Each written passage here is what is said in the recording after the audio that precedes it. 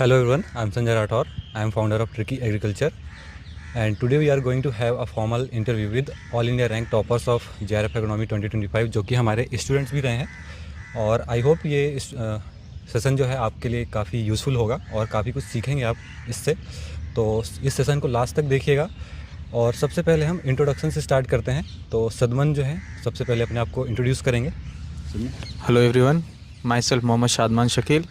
I am from Bihar and I have done my graduation from Bihar Agricultural University Sabor, Bhagalpur, and I have secured All India Rank 1 in ICAR JRF 2025 Agronomy subject. Hello everyone, I am Vatsala Vashisht. I hail from Jaipur, Rajasthan. I have done my graduation from Maharana Pratap University of Agriculture and Technology, Udaipur. I have secured All India Rank 3 in JRF. Hello everyone, myself Evelyn from Punjab. I have done my UG from Punjab Agriculture University, Ludhiana. I have secured All India Rank 1 in SC category. Hello everyone, my name is Ritik Singh. I am from UP. I did my UG from NDOT Ayodhya and I secured IR first in category. Thank you. Thank you Sadman, Vatsala and Lovleen and Hrithik. सबसे पहले हम start करते हैं कि background के से, जैसे कि आप 12th तक एंड यूजी में कैसे थे पढ़ने में।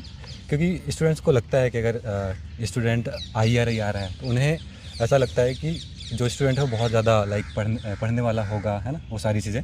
तो हम पहले 12th तक का बैकग्राउंड एंड यूजी का बैकग्राउंड जान लेते हैं ताकि स्टूडेंट्स को थोड़ा एक क्लियर रहे, है ना, कि पढ़ने वाले बच्चे भी आते हैं और थोड़े जो बहुत ज़्यादा पढ़ने वाले नहीं होते, बैक बेंचर भी होते हैं, वो भी आ सकते हैं और आए भी हैं, है ना। कुछ एग्रीकल्चर के स्टूडेंट हैं जो यहाँ पर हैं, है ना, लास्ट ईयर हमारे स्टूडेंट्स आए हैं। तो स्टार्ट करते हैं सदमन, आपसे ही। सर सबसे पहले तो मैं एक बैक बेंचर ही हूँ, अभी भी हूँ, पहले भी था। और मैं एवरेज था पढ़ने में। 10th में भी मेरे बहुत अच्छे परसेंटेज नहीं है ना, 12th में है। पर हाँ, मैंने यूजी में आके थोड़ी कोशिश की कि मैं, क्योंकि अब एग्रीकल्चर में आ गया हूँ तो मैं इस पर ही ध्यान दूँ, कुछ अच्छा कर सकूँ इसमें। तो मैंने उसमें इसके बारे में सोचा और फिर 4th ईयर मैंने तैयारी की and here I am. Sir मैं ये कहना चाहूँगी कि पढ़ने में तो बहुत अच्छी नहीं थी, मैं कभी से भी ब्राइट स्टूडेंट नहीं थी, बट मेहनती स्टूडेंट थी। और उस मेहनत की आदत ये वहाँ से लगी मुझे। हमारे जो स्कूल का एंट्रेंस टेस्ट होता है, जयपुर का एक रेप्यूटेड स्कूल से मैं हूँ, सेंट जेवियर्स, तो उसके एंट्रेंस टेस्ट में ही आपको 6 मतलब जब 6 साल का बच्चा होता है वही 12 to 13 आवर्स वो सीटिंग देख के ही करता है। तो सीटिंग की आदत वहाँ से लगी। और 10th में भी उसी मेहनत की वजह से I was awarded as all India best cadet by honourable prime minister Shri Narendra Modi. तो वो मेहनत चलती आई है यहाँ तक। सर मेरी 10th और 12th तक मैं मतलब बहुत अच्छी स्टूडेंट नहीं कह सकते, पर हाँ अबव एवरेज सभी थी। अच्छे स्टूडेंट्स ने चलो कोई नहीं, हाँ। मतलब ठीक है, हाँ, अच्छी yes, पढ़ने में अच्छी थी, पर मेरी सबसे बड़ी प्रॉब्लम Yes, है कि yes, मेरी हाँ, सिटिंग नहीं है। yes, yes. सिटिंग तो मेरी 1 आवर की भी नहीं है।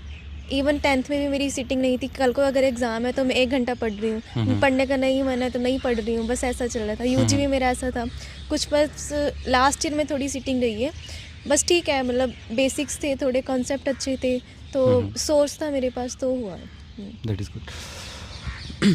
सर मेरा तो 12th हिंदी मीडियम से है। मैं मतलब एवरेज स्टूडेंट हूँ और मेरा तो 12th का एग्ज़ाम नहीं था, कोरोना टाइम था उस समय। तो बस ऐसे ही हो गया था और इसके लिए JRF के लिए मेहनत किया था, बस वही कोचिंग का फॉलो किया था थोड़ा सा और पढ़ा था।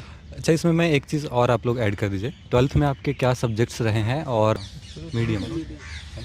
आप वहाँ से भी कर सकते, स्टार्ट कर दीजिए। चलो सर 12th में मेरे सब्जेक्ट फिज़िक्स, केमिस्ट्री, बायो रहे हैं, क्योंकि मैं नीट की तैयारी कर रहा था, तो ऑब्वियस सी बात है। और मैं इंग्लिश मीडियम से ही हूँ। मेरी 10th ICSE से हुई है, सेंट ट्रेसा स्कूल, और 12th मैंने CBSE से किया है। तो इंग्लिश ठीक रही है मेरी, ऐसा कुछ प्रॉब्लम ऐसा सच नहीं आया है। सर मैं भी इंग्लिश मीडियम से ही हूँ और मैंने पहले PCBM लिया था इनिशियली, बट मुझसे हैंडल नहीं हो पाया तो फिर मैंने IP में चेंज किया। बट मेरा फर्स्ट यही गोल था, क्योंकि मैं NCC में बैकग्राउंड था, तो मुझे था कि मुझे आर्मी में ही जाना है, तो यही मुझे था। बट इवेंचुअली एग्रीकल्चर में आ गई। सर मेरा बैकग्राउंड है, मतलब PCM मेरा बैकग्राउंड है। मैथ मेरे पास था और बायोलॉजी मुझे अच्छी नहीं लगती थी, पर समहाउ मैंने एग्रीकल्चर ले लिया। हाँ, और इंग्लिश मीडियम था मेरा। ऋतिक ने तो बता दिया हिंदी सर मीडियम। मेरा PAG था एग्रीकल्चर से और हिंदी मीडियम था। Yes sir. हाँ, तो मैं ये चीज़ क्लियर करना चाहूँगा कि टॉप 10 में हैं स्टूडेंट्स जो एजी से हैं और हिंदी मीडियम के भी हैं।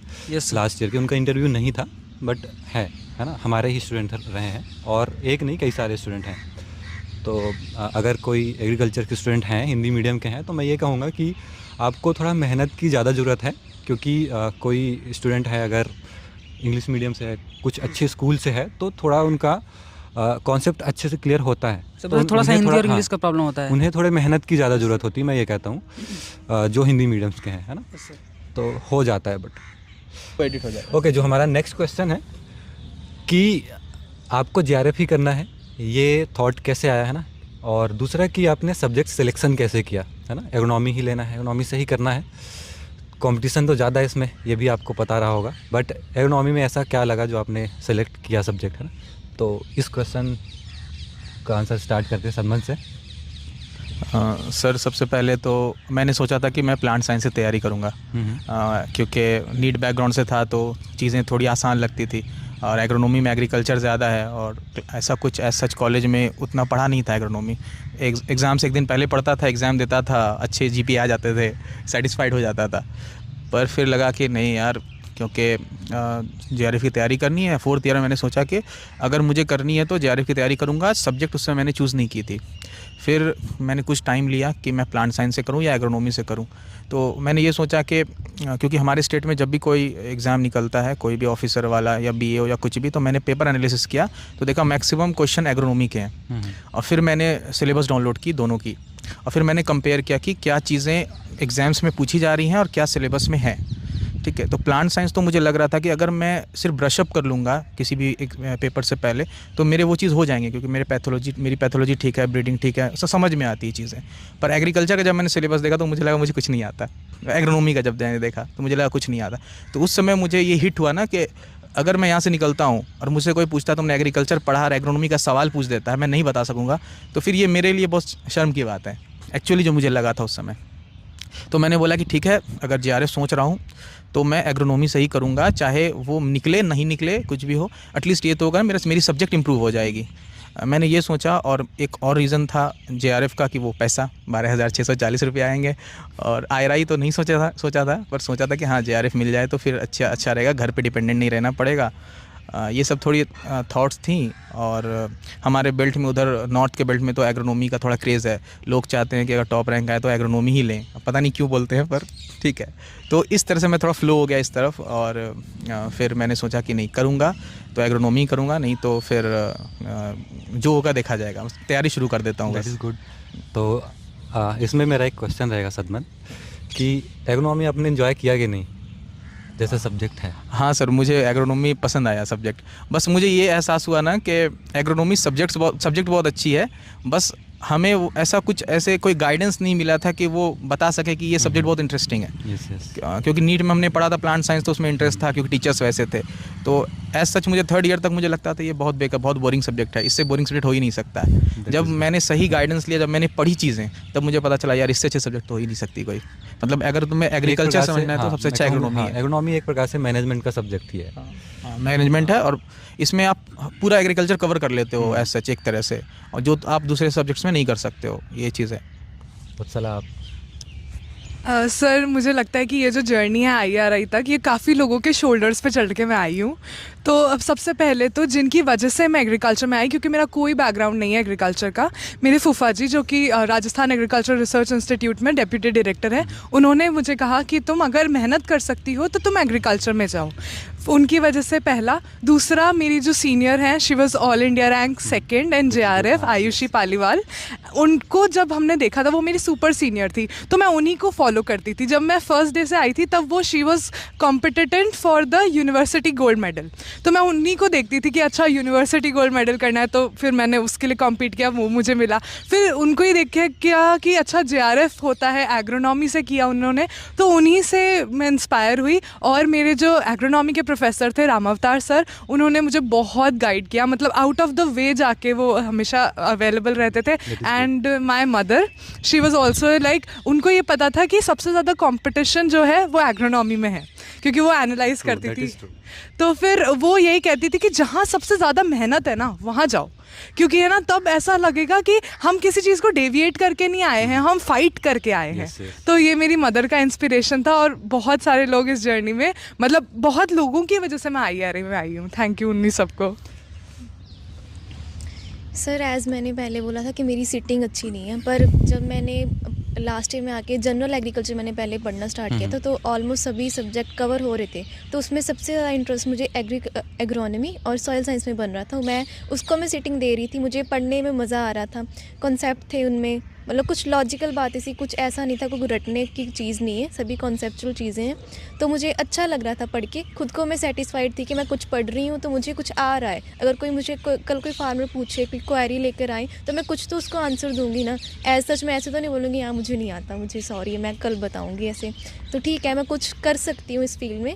फ्रंटियर फील्ड है, हम फार्मर से डील करेंगे एग्रोनॉमी में, तो एज अ फील्ड मुझे एग्रोनॉमी और बोथ सॉइल साइंस दोनों बहुत अच्छे लगते हैं। जेनेटिक्स मेरा वीक है और प्लांट फिजियोलॉजी भी मेरी वीक है, सो एग्रोनॉमी और सॉइल साइंस मेरे लिए इसमें बेस्ट मेरा एक ऑप्शंस क्वेश्चन हैं। रहेगा लवलीन, कि जैसे आप मैथ्स बैकग्राउंड से हैं तो बहुत से बच्चों को लगता है कि मेरे लिए बायोलॉजी टफ होगा, तो आपने फिजियोलॉजी को कैसे फिर हैंडल किया इसमें? सर फिजियोलॉजी मेरा वीकेस्ट पॉइंट बोल सकते हैं कि हाँ JRF में भी फिजियोलॉजी काफ़ी आई है इस बार। इस है बार ना? ज़्यादा ही इस बार तो questions थे। बहुत ही Yes. ज़्यादा आई है, तो हाँ मेरा वीकेस्ट पॉइंट था, मुझे पता था। मैं मल्टीपल उसकी रिवीजन करूँ भी, पर फिर भी मुझे वो भूल जाती थी। वो अभी भी अगर मुझे कोई क्वेश्चन पूछेंगे तो मुझे बिल्कुल बेसिक से, बिल्कुल मतलब 10th के बेसिक तक मुझे उठाने पड़ेंगे, क्योंकि मुझे नहीं याद रहता। मुझे मैथ अच्छा लगता था, हाँ, मैथ याद करने की फिजिक्स था दिक्कत मेरे होती है पास, उसमें। वो अभी मुझे अब भी याद है, मतलब पर बायोलॉजी मुझे भूल जाती है, कुछ भी हो, फिजियोलॉजी तो specially. And Hrithik? Yes sir काफ़ी टॉपर्स और टीचर्स बोलते हैं ना कि जो इकोनॉमी में जो मतलब जो JRF में सब्जेक्ट चूज़ करना पड़ता है वो अकॉर्डिंग टू इंटरेस्ट चूज़ करते हैं। बट मेरा इंटरेस्ट तो सॉइल साइंस में था 3rd ईयर में, तो मैं थोड़ा सा कंफ्यूज था कि सॉइल साइंस से या फिर इकोनॉमी से। उसके बाद फिर इकोनॉमी मैंने इसलिए चूज़ किया क्योंकि इसका जो सिलेबस है काफ़ी वास्ट है और उसका सिलेबस काफ़ी ज़्यादा कम्पिटेटिव एग्जाम से मिलता है। तो मैं कंफ्यूज था कि JRF करूँ कि कम्पिटेटिव एग्जाम दूँ, तो मैं सोचा JRF के लिए करता हूँ, अगर कोई मतलब कम्पिटेटिव एग्जाम में भी अपीयर हो सकता हूँ, तो इसलिए मैंने उसकी तैयारी की थी। हाँ, ये एक मेन रीज़न होता है Yes, कि स्कोप है इकोनॉमी में और कॉम्पिटिटिव एग्ज़ाम्स की काफ़ी कुछ तैयारी हो जाती है इससे। Yes, sir. That is the one of the reason. Students, मेरा इसमें एक अगला क्वेश्चन रहेगा कि आप लोगों ने कब से मतलब स्टार्ट करने का सोचा और एक्चुअल में कब से प्रॉपरली पढ़ाई शुरू की आप लोगों ने, है ना? क्योंकि दोनों में डिफरेंस होता है कि हम स्टार्ट कर रहे हैं और फिर एक्चुअली स्टार्ट करता है स्टूडेंट, ठीक है? तो इस दौरान आप ये भी क्लियर कीजिए कितने मंथ्स में जो है आपने पढ़ाई पूरी कर ली, है ना? तो सदमन स्टार्ट करते हैं आपसे ही। सर सबसे पहले तो मैंने शुरू की है 4th ईयर में।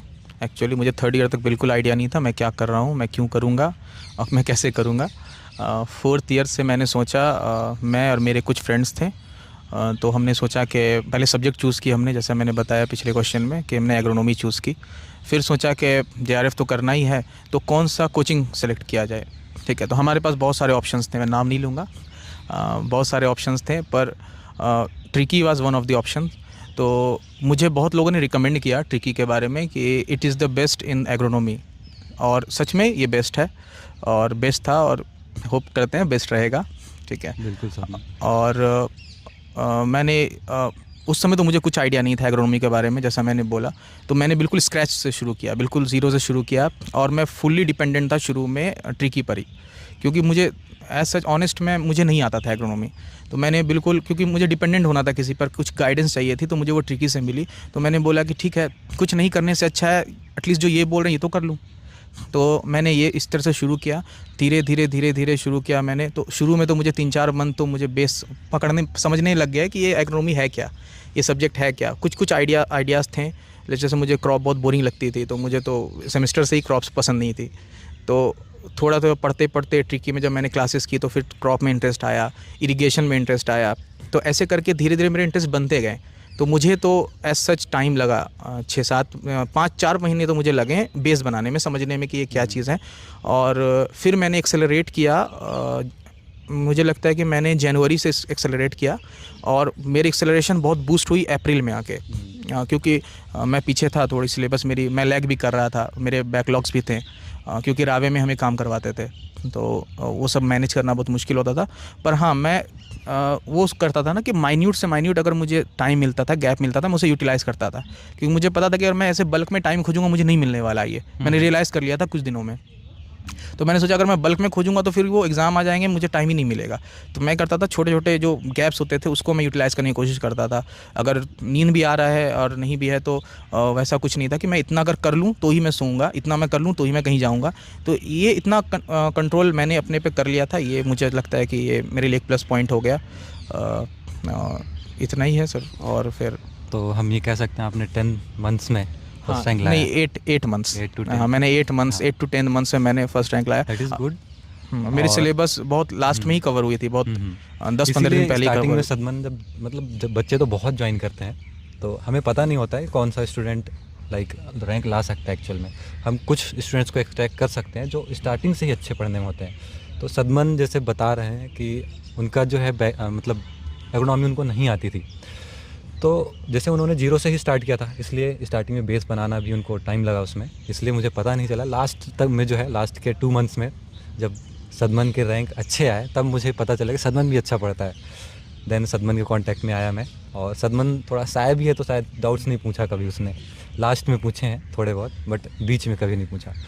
तो दैट इज़ गुड सदमन, आपने 10 मंथ्स में जो है काफ़ी अच्छा स्कोर किया है। देन नेक्स्ट वत्सला। सर मैं एक एक्सपोजर विज़िट पे गई थी ऑस्ट्रेलिया में, तो वहाँ पे 8 यूनिवर्सिटीज़ आई थी, तो पंतनगर वाले बच्चे भी वहाँ पे थे एंड कुछ लोग प्रिपेयर कर रहे थे JRF के लिए। तो उन्होंने मुझे कहा कि अरे 3rd ईयर का लास्ट सेम है ये, तो तुम क्यों नहीं प्रिपरेशन स्टार्ट कर रही हो। तो फिर मैं बिल्कुल वो हो गई कि नहीं अब करना ही है। तो 3rd ईयर के 6th सेमेस्टर में कह सकते कि मैंने तब से प्रिपरेशन स्टार्ट की थी। फिर मैंने ट्रिकी ज्वाइन करी थी सितंबर में, एंड तब मुझे ये था कि सुदेश मैम का रिज़ल्ट आया ही था, तो मैंने ऑनेस्टली बताऊँ तो सुदेश मैम का रिज़ल्ट देख के ही ट्रिकी स्टार्ट किया था। और मुझे ये भी था कि सबसे अच्छी चीज़ जो मुझे ट्रिकी से लगी, एक तो जिस तरह से आप पर्सनली सबको मैनेज करते थे, लाइक कितनी बार आपने हमको टोका होगा कि ये नहीं करना है, ये करना है, आपके रिविजन स्केड्यूल्स जो थे। और प्रकाश सर से मैंने अगर रोज़ 10 डाउट पूछे हैं तो 10 डाउट विद सोर्स उन्होंने मुझे भेजे हैं। तो ये सारी चीज़ें मुझे यही लगता है कि ट्रिकी से मुझे बहुत ज़्यादा मिला है, और मतलब जितना मैं दे सकती हूँ उतना मैं देने का ट्राई करूँगी। सर मैंने प्रेपरेशन एज सच मैंने JRF के बारे में सोचना ही दिसंबर में स्टार्ट किया था। अच्छा। मैं दिसंबर, के हाँ। दिसंबर में पाऊ के स्टूडेंट लेट ही स्टार्ट करते हैं, मैंने देखा है जनवरी से फरवरी में स्टार्ट करते हैं और टॉप 20 में आ जाते हैं मोस्टली स्टूडेंट। हाँ। तो मैंने दिसंबर में मैंने सोचा था कि JRF भी एक ऑप्शन है, मतलब कुछ ऐसा पक्का नहीं था कि देना ही देना है, तो एक ऑप्शन था, एक्सप्लोर करना था। पढ़ने का मन था तब, मतलब पढ़ना अच्छा लगने लगा था तब तक। जनरल एग्री पढ़ रही थी उससे पहले मैं, तब मैंने दिसंबर में आई थिंक मैंने ट्रिकी ज्वाइन किया था। और मुझे बुक्स भी मैंने उठाई है, जैन में उठाई है, और एक्चुअल जो मेरी प्रेपरेशन स्टार्ट हुई है वो मेरी स्टार्ट हुई है अप्रैल से। अप्रैल, मई एंड जून, ये 3 मंथ मैंने अच्छी प्रेपरेशन की है मुझे। बाकी मेरी जस्ट अपना बेस बिल्ड कर रही थी। लास्ट में मतलब आप लोगों ने और मेहनत की है, हम कह सकते हैं। एक कहावत है ना इसमें कि अंत भला तो सब भला, तो ये बैठता है यहाँ पर। ऋतिक, आपने तो थोड़ा पहले और ज्वाइन किया था शायद। यस सर, मैं 3rd ईयर में मतलब इधर उधर का पढ़ रहा था, क्योंकि मुझे और भी एग्ज़ाम, मेरे स्टेट का एग्ज़ाम देना था, फिर जो भी देना था CUT वगैरह, तो मेरे दिमाग में था नहीं JRF का। फिर 3rd ईयर के बाद फिर जब 4th ईयर में रिजल्ट आया था JRF का, उसके बाद फिर ट्रिकी से फर्स्ट रैंक आई थी। मतलब ऐसा कोई बेसिक रीज़न नहीं था ट्रिकी चूज़ करने का, बस वही फर्स्ट रैंक देख के मैं ट्रिकी चूज़ कर लिया था। और मैंने फिर 4th ईयर में कोचिंग ज्वाइन करने के बाद मैंने सीरियसली प्रिपरेशन 4th ईयर में स्टार्ट की थी। फिर वही बस पढ़ता था और वही मंथली और वीकली मॉक टेस्ट वगैरह देता था। बस बीच में थोड़ा सा प्रॉब्लम हो गया था, छूट गई थी पढ़ाई, और फिर मैं कंटिन्यूसली पढ़ता था, रेगुलर क्लासेस भी अटेंड करता था। दैट इज़ गुड स्टूडेंट्स, आप लोगों ने लेस दैन 10 मंथ्स में अचीव किया है इतना कुछ।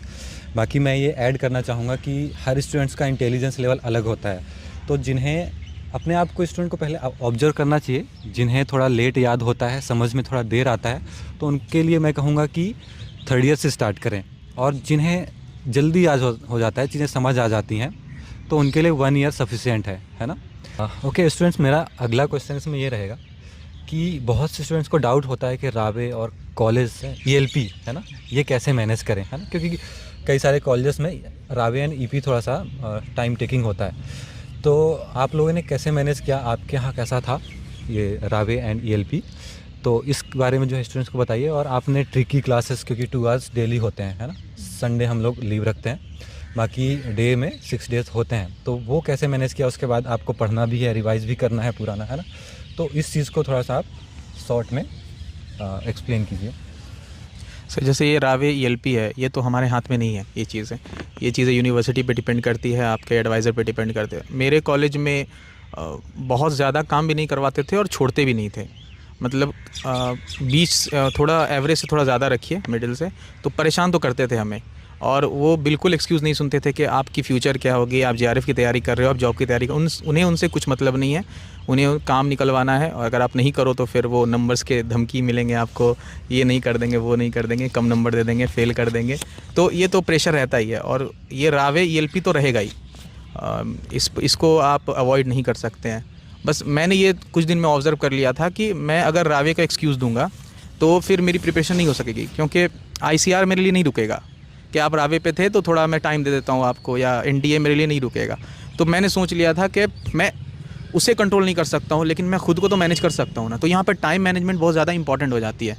तो मैंने क्या किया था कि अगर मैं 3 घंटा रावे पे दे रहा हूँ, सुबह में 3-4 घंटे अगर मैं दे रहा हूँ, तो फिर मैं कोशिश करता था कि रात में मुझे थोड़ा एक्स्ट्रा जाग जाना पड़े, लेकिन मैं 3-4 घंटे वो कवर कर लूँ, ठीक है। या मैंने जो टारगेट सेट किया है कि मैं ये करूँगा, वो करके ही सोऊंगा, नहीं तो मैं नहीं सोऊंगा। और उसकी वजह से लाइव क्लासेस भी कभी कभी मेरी छूट जाती थी। ऐसे भी केसेस हुए हैं कि कुछ लाइव क्लासेस छूट जाती थी। सुबह मेरे से लाइव क्लासेस होती नहीं थी तो मैं रिकॉर्डिंग देखता था। तो इस चीज़ को मैनेज करना पड़ेगा। बहुत बच्चे अभी भी मेरे से वैसे पूछते हैं कि सर आपने मैनेज कैसे किया था टाइम। तो टाइम आपको खुद को मैनेज करना पड़ेगा, कोई आपके लिए कर नहीं देगा, ठीक है। तो ये चीज़ आप खुद ऑब्ज़र्व करो कि आपको क्या टाइम मिल रहा है। आपको रात में टाइम मिल रहा है, रात में पढ़ो, सुबह टाइम मिल रहा है, सुबह पढ़ो।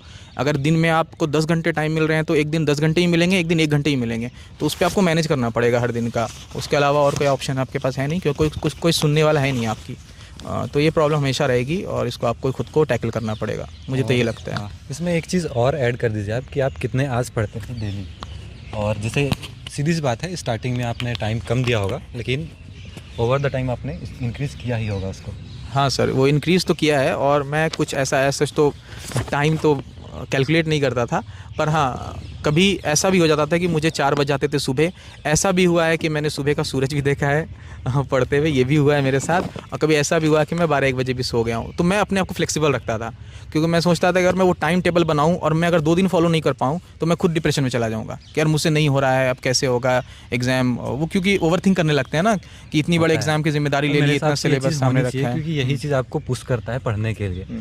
एक मतलब 2 चीज़ की टेंशन ही होती है, एक नेगेटिव वे में कि आप टेंशन ही ले रहे हैं सिर्फ और पढ़ाई नहीं कर रहे हैं, और दूसरा एक टेंशन ले रहे हैं और पढ़ाई भी कर रहे हैं। तो वो चीज़ होनी चाहिए, वो ज़रूरी है। सर मुझे लगता है ये ओवर थिंकिंग को मैनेज करना आपको आना चाहिए। ओवर थिंकिंग नेचुरल चीज़ है, वो आपको होगी, आप उसको अवॉइड नहीं कर सकते हैं, पर आपको ओवरकम करना चाहिए। और वो सोचने से ओवरकम नहीं होगा वो करने से ओवरकम होगा, ठीक है।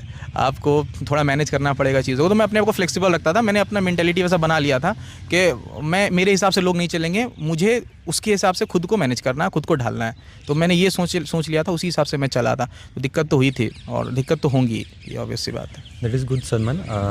वत्सला आप? सर मैं इस मामले में थोड़ी फॉर्चुनेट थी, क्योंकि रावे में हमें काम तो करवाते थे, बट मेरे जो प्रोफेसर्स थे जिनके अंडर मैं कर रही थी वो बहुत सपोर्टिव थे। तो जैसे मैं कई बार उनसे अपनी प्रॉब्लम लेके भी गए तो उन्होंने कहा कि तुम्हें क्या चाहिए तुम हमें बताओ, बट तुम पढ़ाई पूरी करो। तो मैंने यही कोशिश करी कि चाहे मैं ऑल इंडिया टूर पे भी हूँ, कि जो हमारे 4th ईयर में होता है, पर तब भी मैंने लाइव क्लासेस सारी देखी हैं। और मैंने कोशिश करी है कि जो रिविज़न शेड्यूल जो आप देते थे लास्ट मंथ में, वो भी पूरा फॉलो करूँ मैं। तो मैं ये नहीं कहूँगी कि 100% हो पाया, बट हो पाया।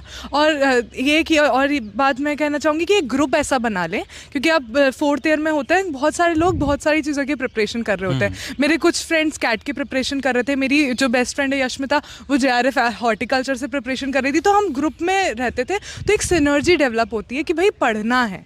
तो वो भी रहता है कि रावे में आप चाहे, और मैं छोटे छोटे टाइम भी, जैसे सर ने बताया, तो मैं सॉइल साइंस ट्रीटाइज अपने साथ ही रखती थी, वो हैंडी रहती थी। तो कहीं पे भी थोड़ा सा ऐसा लग रहा है टाइम वेस्ट हो रहा है, तो फटाफट से देख लिया, अच्छा क्या है उसके पीछे की टेबल्स देख ली। तो इससे क्या होता है, आपको गिल्ट नहीं होता। एक तो लाइव क्लासेस रोज़ लेने की कोशिश करें ELP में जब आपके बहुत ज़्यादा स्ट्रेसफुल डेज हो रहा है, और एक आप सॉइल साइंस ट्रीटाइज या फिर RS मीणा सर की बुक रोज़ पढ़ें। तो उससे क्या होता है कि आपके एक तरह रिविजन होता रहता है। That is good. इसमें मैं यही कहूँगा कि हमें डे में अगर देखें तो छोटे छोटे टाइम ऐसा होता है, 10 मिनट्स का टाइम है, 20 मिनट्स का टाइम है, तो इसको यूटिलाइज़ करना चाहिए स्टूडेंट्स को।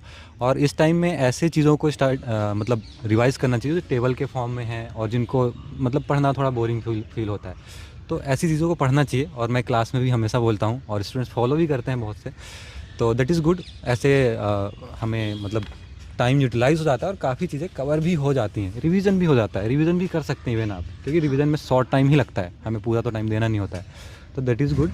सर इसमें मैं एक और चीज़ ऐड करना चाहूँगी कि जैसे मैं तब भी पढ़ाई कर रही होती थी जब मैं टेबल पे नहीं थी। जैसे मैंने 3 तरह से बनाए थे अपने नोट्स। एक तो मैंने वॉइस रिकॉर्डिंग्स कर ली थी, जैसे RS मीणा सर का जो फर्स्ट चैप्टर है, Yes, yes. बहुत ज़्यादा वो डेटा है उसमें, data है। तो वो मैं कहीं पे भी जा रही हूँ, मैंने प्लग्स लगा रखे हैं और सुन रही हूँ उसको। दूसरा मैंने टीके दास सर की बुक हो गई, राजेंद्र प्रसाद सर की बुक हो गई, जिसमें बहुत सारा कंटेंट बहुत ही स्पार्स दिया हुआ है, उनके मैंने एक एक पेज के माइंड मैप्स बना लिए थे, तो मैं वो रिवाइज करती थी। एक मैंने वॉल नोट्स बना रखे थे कि जैसे बहुत सारी जैसे हमारी क्रॉप्स की चीज़ें होती हैं, हमारा कुछ भी डेटा होता है, कोई फॉर्मूला होता है, तो उसके मैं वॉल्स पे लगा लिए थे। तो इस तरह से जब आप नहीं भी टेबल चेयर पे पढ़ सकते तब भी आप पढ़ रहे हैं किसी ना किसी वे में, तो मैं वो करती थी।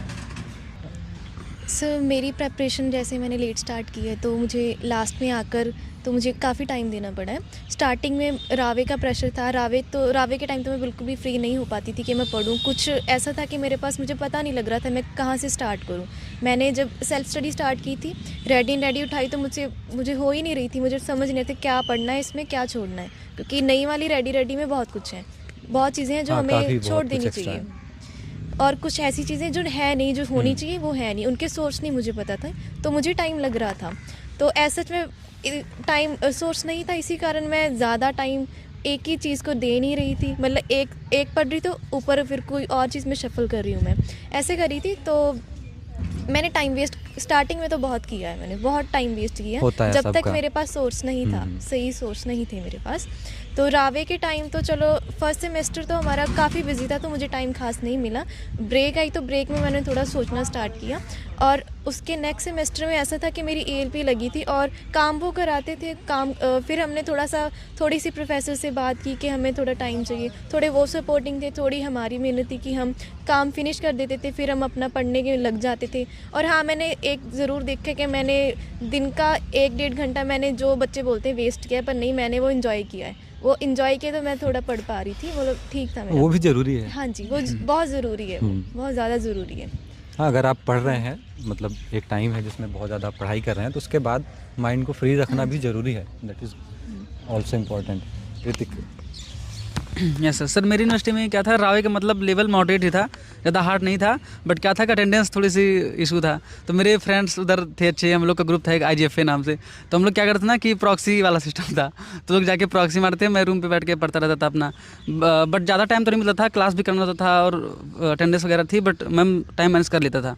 और पढ़ने का इससे क्या ना, कभी आवर से काउंट नहीं किया कि मतलब कितने घंटे पढ़ रहे, कैसे पढ़ रहे, बस ये जितना टाइम मिले उतना पढ़ते ही थे स्टार्टिंग में। लास्ट में फिर पूरा टाइम ही पढ़ते थे, जितना भी टाइम मिल रहा है, और कभी से मतलब और कैलकुलेट नहीं किया कि इतने घंटे पढ़ना है, इतने घंटे पढ़ना है, कभी वो नहीं किया।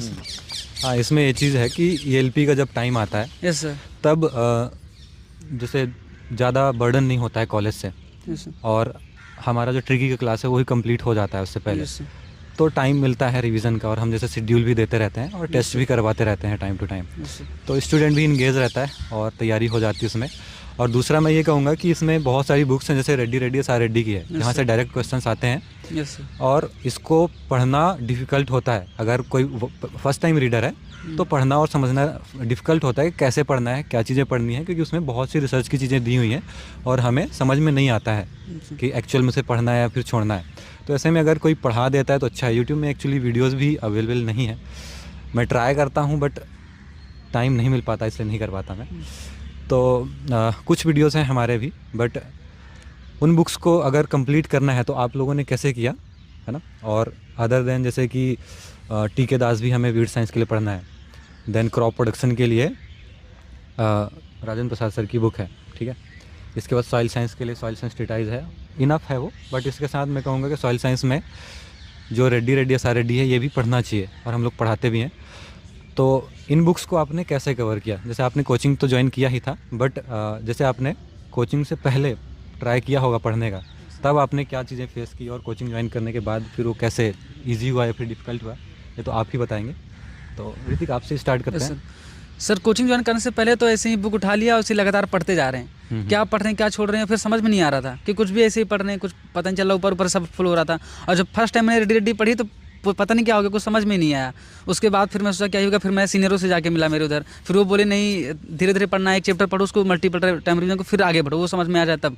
उसके बाद फिर जब मैंने कोचिंग ज्वाइन किया फिर मुझे कुछ ढूंढना नहीं पड़ा, फिर मैं सब पूरा ब्लाइंडली फॉलो किया ट्रिकी को। फिर वो तो क्लास में सारी बुक ही पढ़ाएं, फिर वही जो इंपॉर्टेंट पॉइंट जो मैम पढ़ाती है, जो सर आप पढ़ाते हैं, बस वही इंपॉर्टेंट पॉइंट मतलब हाईलाइट करके सिर्फ उसी को पढ़ता था, बस और कुछ नहीं किया।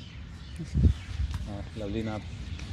सर मैंने बस मेरा बुक का सोर्स भी कम ही था, मैंने बहुत ज़्यादा बुक्स नहीं पढ़ी है। मैंने रेडी और एसआर रेडी के कुछ चैप्टर्स ही पढ़े हैं, और रेडी मैंने अच्छे से पढ़ी है, मतलब सभी चैप्टर्स उसके कवर किए थे। फिर एसआर रेडी के कुछ किए थे, और सॉल्स एंड ट्रिटाइज अच्छे से पढ़ी थी, और अमित भटनागर सर की न्यूमेरिकल पोर्शन वो अच्छे से किया था सर ने बहुत अच्छे से पढ़ाया है। हाँ जी, वो बहुत अच्छे से किया है मैंने।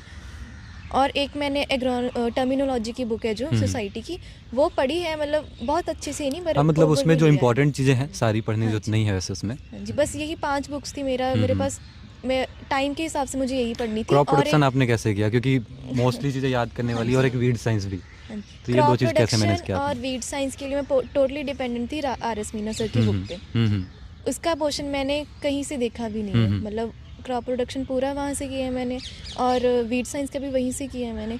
इरिगेशन, हाँ मैंने इरिगेशन के 2-4 मैंने सोर्सेज लिए थे। एग्रोमेट के मैंने सोर्सेज 2-4 बुक्स उठाई थी, 2 के भी 3-4 बुक्स उसके लिए मैंने रेफ़र की थी, कुछ सीनियर्स ने बता दी थी। कुछ ट्रिकी के सोर्सेज काफ़ी, मतलब हाँ ट्रिकी के सोर्सेज पूरे वैलिड हैं, जितना पढ़ना चाहिए वही है, पूरा इनफ सोर्स है, कुछ कम नहीं है, ज़्यादा ही होगा, कोई लॉस थोड़ा नहीं एक्स्ट्रा होगा, तो पढ़ाना ही मैंने पड़ता है। उतना ही पढ़ा है, मैंने कुछ ज़्यादा नहीं पढ़ा है। वत्सल आप?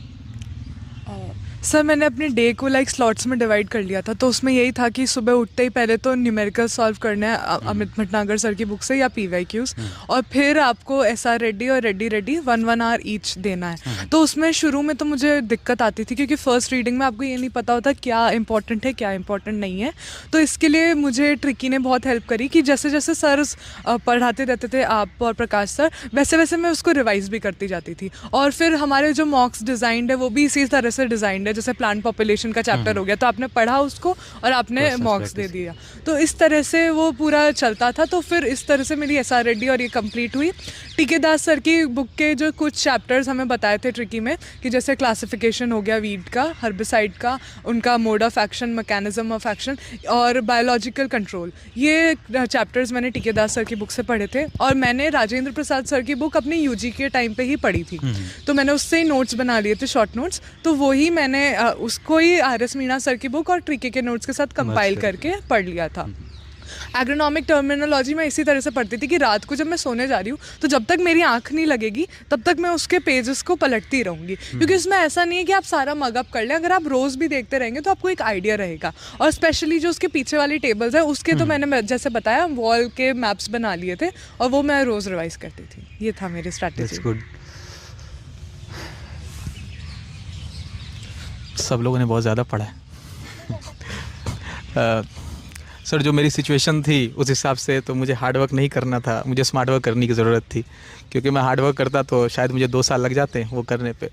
तो इसलिए मैंने सोचा कि हार्ड वर्क तो नहीं करूँगा, स्मार्ट वर्क करूँगा, देखता हूँ क्या होता है। तो मैं इसमें ऐड करूँगा, हार्ड वर्क भी होता है उसमें विद स्मार्ट वर्क, तो बिना हार्ड वर्क के मैं नहीं मानता कि आप अचीव कर सकते हैं। हाँ सर, मतलब कंसिस्टेंट रहा हूँ, मैंने पढ़ी ये चीज़ें, लेकिन हाँ मुझे अप्रोच स्मार्ट रखनी थी, क्योंकि मेरे पास टाइम कम था और मेरी उतनी ज़्यादा नॉलेज अच्छी नहीं थी इसमें एग्रोनॉमी शुरू में। तो मैंने क्या किया सर कि मैंने अपने सोर्सेज को बहुत कॉन्साइज रखें, क्योंकि मुझे लगा कि अगर मैं इतनी सारे बुक्स रख लूँगा तो मैं खुद ही टेंशन में आ जाऊँगा कि कैसे होगा इतना सारा कुछ।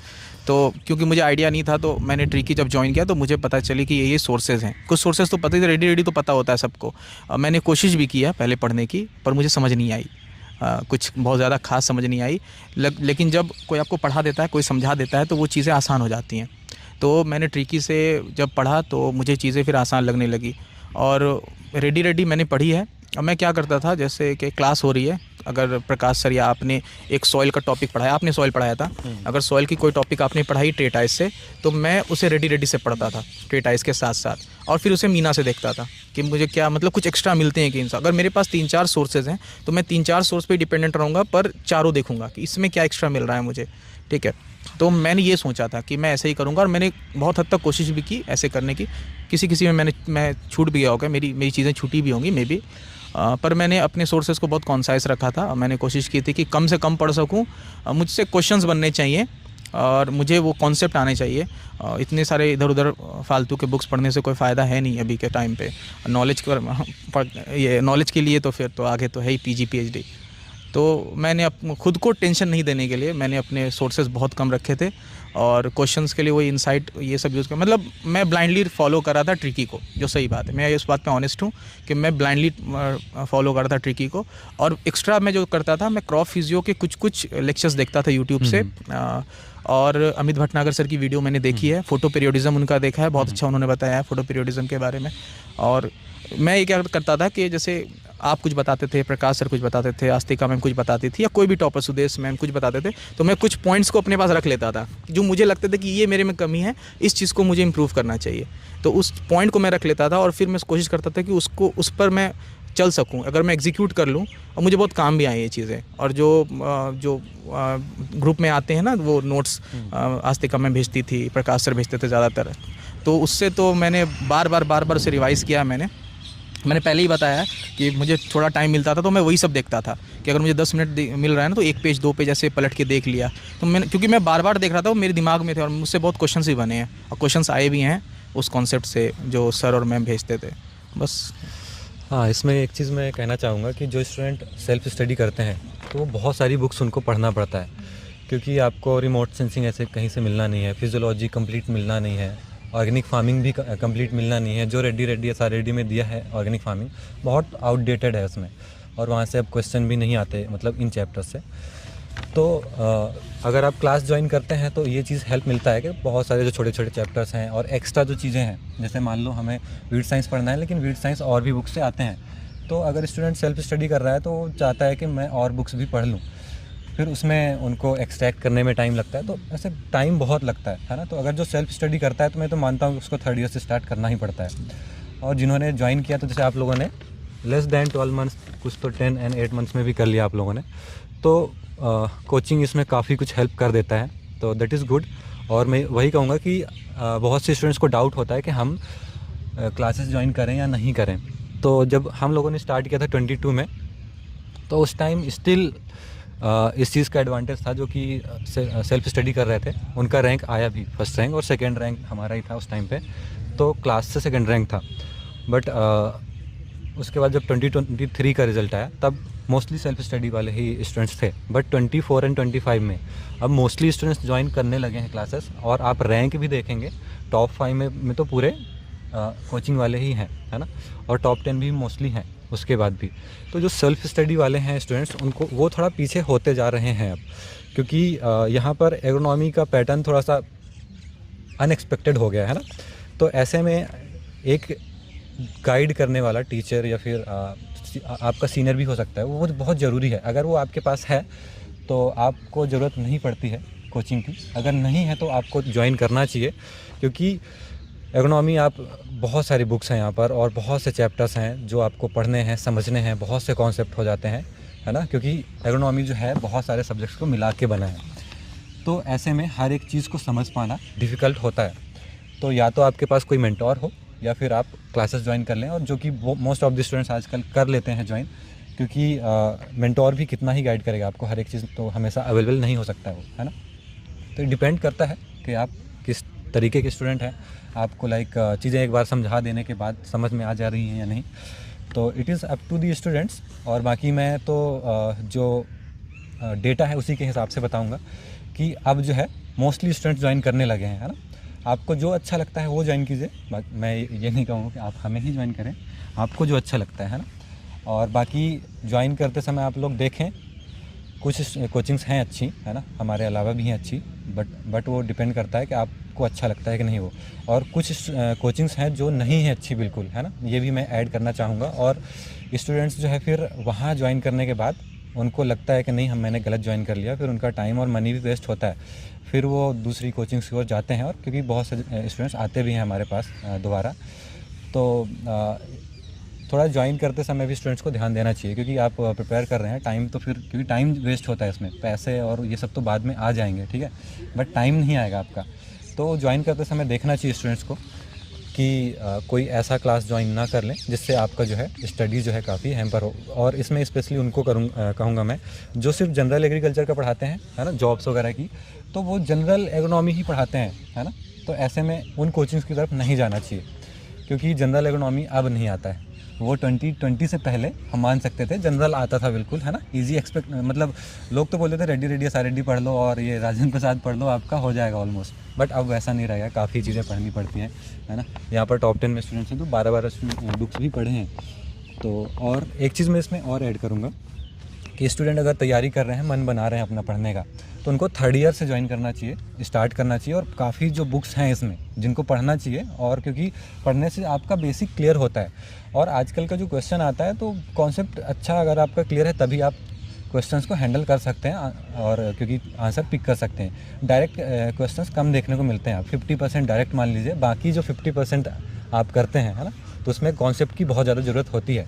तो इसलिए जब मल्टीपल बुक्स पढ़ लेते हैं आप, बहुत ज़्यादा बुक्स भी पढ़ने की ज़रूरत नहीं है इसमें, बट हाँ मैं कहूँगा कि 7 to 8 बुक्स हैं जो मैंने ऑलरेडी बुक्स बता रखे हैं यूट्यूब में, है ना, तो उनको आप अच्छे से पढ़िए। उनमें बहुत सारी कॉन्सेप्ट की चीज़ें दी हुई हैं, है ना, क्योंकि आप आगे पढ़ेंगे, आगे जब इस फील्ड में आगे जाएंगे तो आप ही का कॉन्सेप्ट होगा, आप ही का नॉलेज बूस्ट होगा, है ना।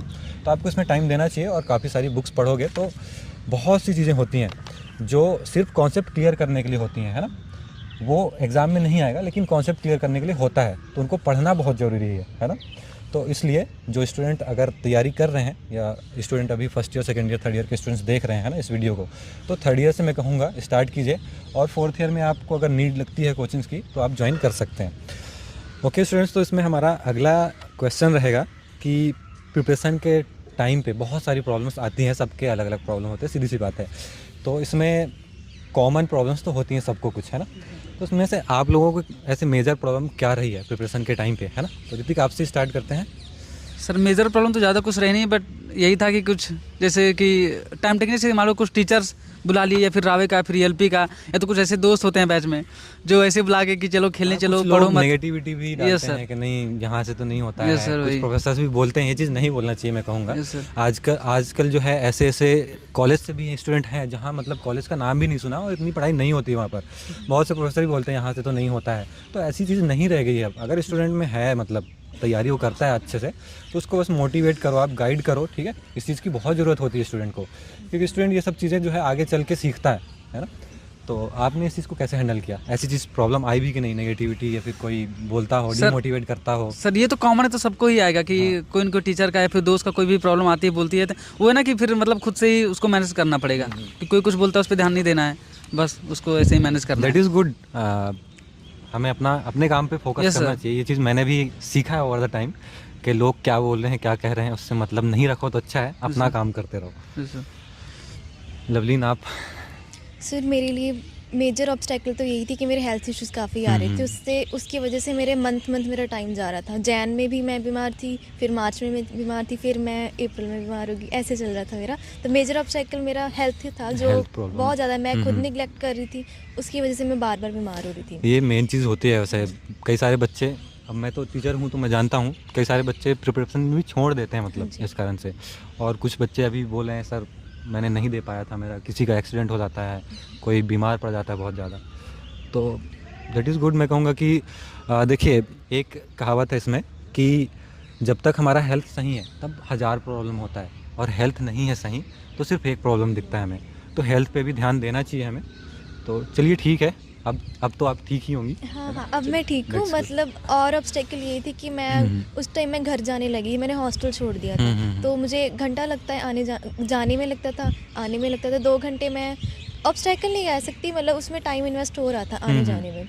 तो और ऑब्स्टेकल तो मेरे पास कुछ ऐसा सच नहीं था, कोई मतलब मोटिवेशन थी, मतलब पढ़ना है, तो ऑब्स्टेकल ऐसा कुछ नहीं थी, बाकी सब कुछ मैनेज हो जाता है। ऑब्स्टेकल को इग्नोर ही करें तो अच्छा है, मानो ये ना मतलब है ही नहीं, एग्जिस्ट ही नहीं करते, ऐसे ही मान के चलो। ये चीज़ मैं एक चीज़ मैं भी कहूँगा इसमें कि हेल्थ इश्यूज़ मुझे भी रहते थे, और उस चीज़ से डिमोटिवेटेड भी फील होता है कि यार अभी से जो है हम अभी यंग एज में हैं और बीमार पड़ रहे हैं। तो उस चीज़ को मैंने टाइम देना शुरू किया मैंने हेल्थ पे, और अब तो लाइक फीवर भी रेयरली आता है मुझे, है ना। और इस साल तो सर्दी भी नहीं हुआ, नहीं तो सर्दी तो मतलब ठंडी आते से ही हो जाता था, तो वो चीज़ें भी नहीं हुई जब से मैंने हेल्थ पे थोड़ा ध्यान देना शुरू किया। तो और मैं कहूँगा कि देना चाहिए ध्यान आपको 24 आवर्स में 1 आवर्स तो एटलीस्ट एक्सरसाइज वगैरह में देना चाहिए। वत्सला, आपके क्या प्रॉब्लम्स हैं?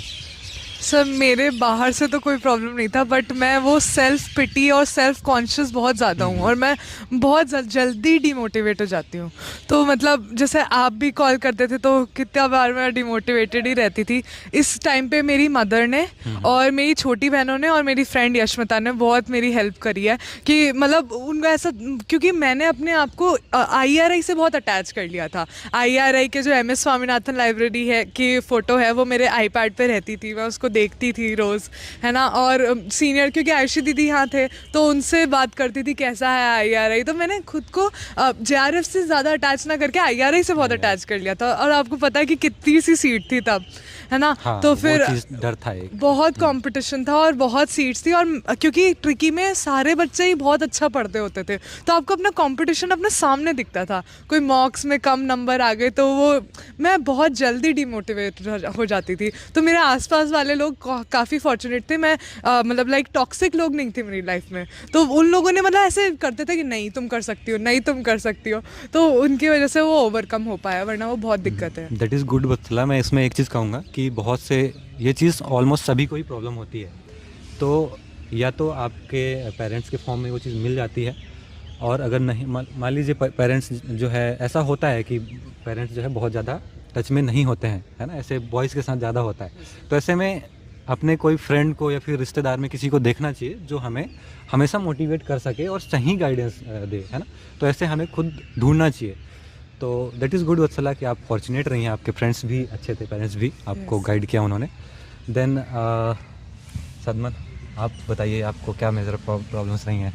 सर ऑब्स्टेकल मतलब पढ़ाई में थोड़ी रही है कि मैं थोड़ी बैकलॉग मेरी ज़्यादा हो गई थी, तो मैं खुद पे ही थोड़ा ओवरथिंक करता था कि कैसे चीज़ें होंगी, कंप्लीट कैसे होगी चीज़ें। पर मैंने ये सोचा हुआ था कि एक मैनिफेस्टेशन होता है ना, वो बहुत ज़रूरी होती है लाइफ में, कि आपको है कि मैं एंड तक ये तो कर लूँगा, इतना तो मैं करके रहूँगा चाहे कुछ भी हो जाए।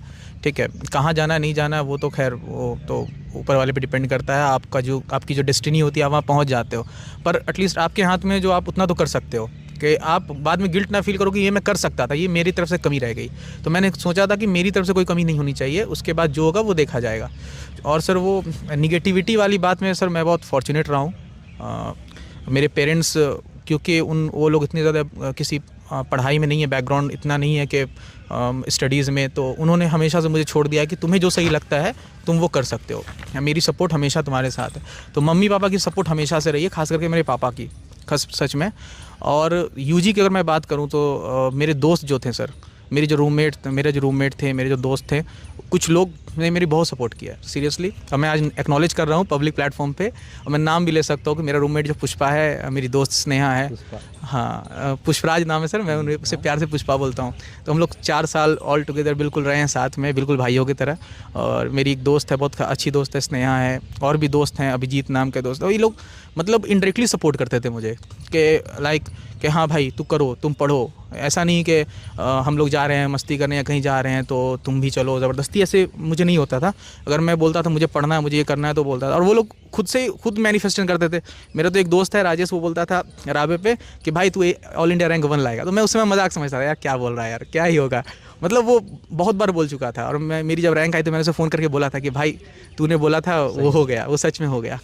ठीक है, तो ये सब बातें अब सोचता हूँ तो लगता है कि सपना जैसा है, लेकिन उस समय तो मजाक ही समझता था कि क्या बोल रहे हो, ऐसे थोड़ी होता है। तो मेरे फ्रेंड्स का, मेरी फैमिली का बहुत सपोर्ट रहा है, और सिर्फ यूजी की फैमिली का नहीं, मेरा एक बहुत अच्छा खास दोस्त है घर पर भी, उसने ही मेरी बहुत सपोर्ट की है, उसका नाम मुअज़्ज़म है। और वो हमेशा से मेरा मतलब एक होता है ना, वो सिर्फ प्रोफेशनल सपोर्ट नहीं, एक पर्सनल सपोर्ट जो होता है कि आप सबको मॉनेटरी सपोर्ट नहीं कर सकते, एक आप उसके साथ सिर्फ खड़े हो ना, यही बहुत बड़ी बात है कि हाँ मैं तेरा दोस्त हूँ, मैं तेरे साथ खड़ा हूँ हर परिस्थिति में, हर सर्कमस्टेंसेज में। तो ये लोग जो मेरे साथ रहे हैं ना, तो ये लोग अभी मैं जहाँ हूँ तो ये उन्हीं के वजह से है और मेरी मम्मी के वजह से। मेरी मम्मी ने ऑल टुगेदर स्कूल से ही मुझे पुश किया हमेशा कि तुम करो करो करो। तो ये जो कुछ लोग हैं ज़िंदगी में ये हमेशा खास रहेंगे, और अगर जो भी आगे बनूंगा या जो भी अभी हूँ ये इन लोगों के सपोर्ट के बगैर नहीं हो सकता था। और बाय गॉड्स ग्रेस वो तो होता ही है, एट द एंड तो ऊपर वाले का तो वो होता ही है कहाँ आपको पहुँचना है, बस यही है। That is good students.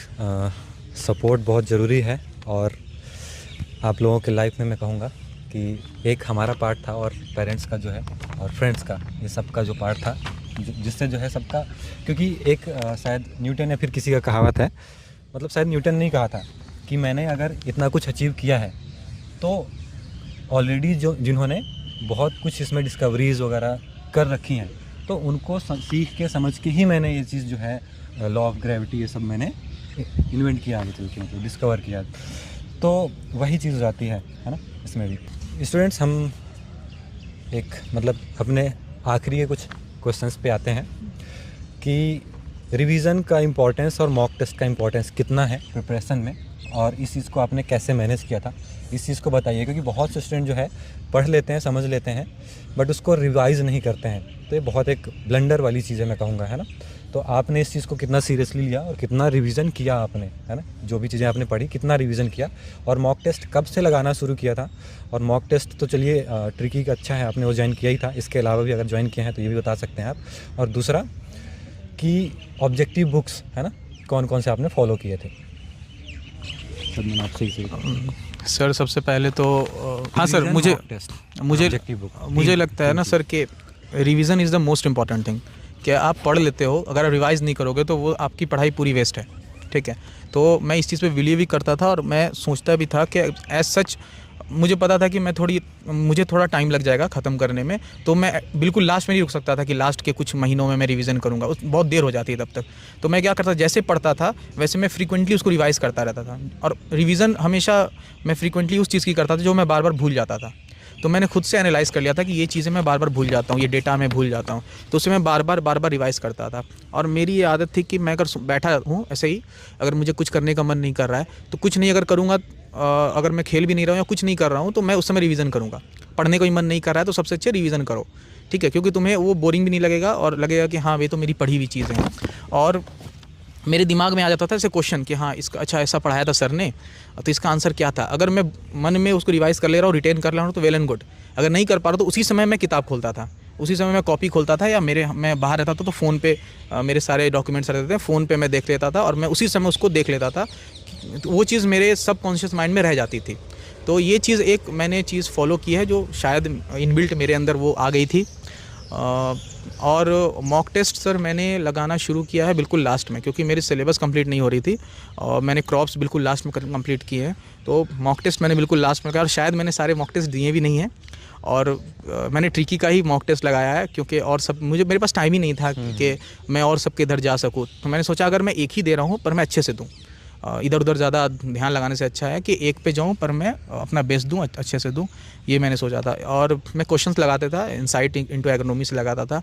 फिफ्स के मैंने कुछ पोर्शन लगाए हैं, सारे नहीं लगाए हूँ पर कुछ पोर्शंस मैंने उसके भी लगाए हैं। और मॉक टेस्ट तो मैं देता। और मॉक टेस्ट में क्या करता था, मैंने एक सीनियर का ही सुना था कि मैं फ़ोन पे मॉक टेस्ट नहीं देता था। लास्ट में मैं सारे यूनिवर्सिटी में एरिस्टल होते हैं या सब कुछ लोगों के पास लैपटॉप कंप्यूटर होते हैं, मैं एरिस्टल चला जाता था और वहाँ जाकर मैं वेबसाइट पे जाके डेस्कटॉप पे देता था वो, ताकि मुझे वो फील आए कि हाँ मैं एग्जामिनेशन हॉल में बैठा हूँ, ठीक है। हाँ ये चीज़ मैंने सीनियर से अपने सीनियर से ये पिक किया था, ये चीज़ शायद ट्रिकी के ही सीनियर थे, उन्होंने कहा था, शायद मोहित सर ने शायद कहा था। तो मैंने ये चीज़ को फॉलो, मुझे ये चीज़ अच्छी लगी थी कि आपको वो ना जब आप एग्ज़ाम में बैठोगे तो आपको लगेगा मैं कुछ अलग सिचुएशन में नहीं हूँ, ऐसा मैं सिचुएशन तो पहले आ चुका हूँ, तो आपको कुछ ऐसा सच कुछ अलग नहीं लगेगा। तो मैंने यही वो चीज़ मैं एक्चुअली कहूँगा ज़रूरी है। जैसे अगर एस्ट्रोनॉट वहाँ जाते हैं, मतलब स्पेस में भी जाते हैं, तो पहले प्रैक्टिस करते हैं ना जीरो ग्रेविटी का पूरा, तो वो चीज़ ज़रूरी है। आप एग्ज़ाम देने जा रहे हो तो उस माहौल को थोड़ा सा फेस कर लीजिए कम से कम, तो ज़रूरी है वो चीज़। बहुत चला आप बताइए, इसमें ऑब्जेक्टिव बुक ने आपने 2 ही फॉलो किए हैं, आपके पास टाइम कम था सदमन, तो दैट इज़ गुड स्ट्रेटजी। मैं कहूँगा कि बहुत से स्टूडेंट ऐसे में कई सारे बुक के यार ये मार्केट में बहुत सारी बुक्स हैं तो उनमें चले जाते हैं और टाइम वेस्ट करते हैं ऐसे में। तो उनका जो प्रिपरेशन एक्चुअल में होना चाहिए उससे डाइवर्ट हो जाते हैं। इससे रिलेटेड मैं एक चीज़ और कहूँगा कि जैसे कुछ स्टूडेंट होते हैं मेरे पास जो आते हैं लास्ट के मंथ्स में, सर मुझे अच्छा स्कोर करना है तो मैं आपका क्लास ज्वाइन करूँ कि नहीं। तो मैं उन्हें यही गाइड करता हूँ कि अगर आपने अच्छे से पढ़ रखा है तो बार बार उसको रिवाइज़ कीजिए और प्रैक्टिस कीजिए मॉक टेस्ट। अगर आप यहाँ ज्वाइन करेंगे तो आप क्लास जो है देखने में टाइम वेस्ट कर देंगे और जो रिवीजन और मॉक टेस्ट प्रैक्टिस करने का टाइम है वो चला जाएगा। तो आप रिवाइज़ कीजिए बार बार और प्रैक्टिस कीजिए क्योंकि वो सबसे ज़्यादा ज़रूरत है। तो आप वत्सला आप बताइए आपने कैसे जो है रिवीजन किया, देन मॉक टेस्ट कैसे अटेंड किया, कब से किया, और तीसरा क्वेश्चन है कि ऑब्जेक्टिव बुक्स कौन से फॉलो किया आपने, क्योंकि मार्केट में बहुत सारे हैं, है ना।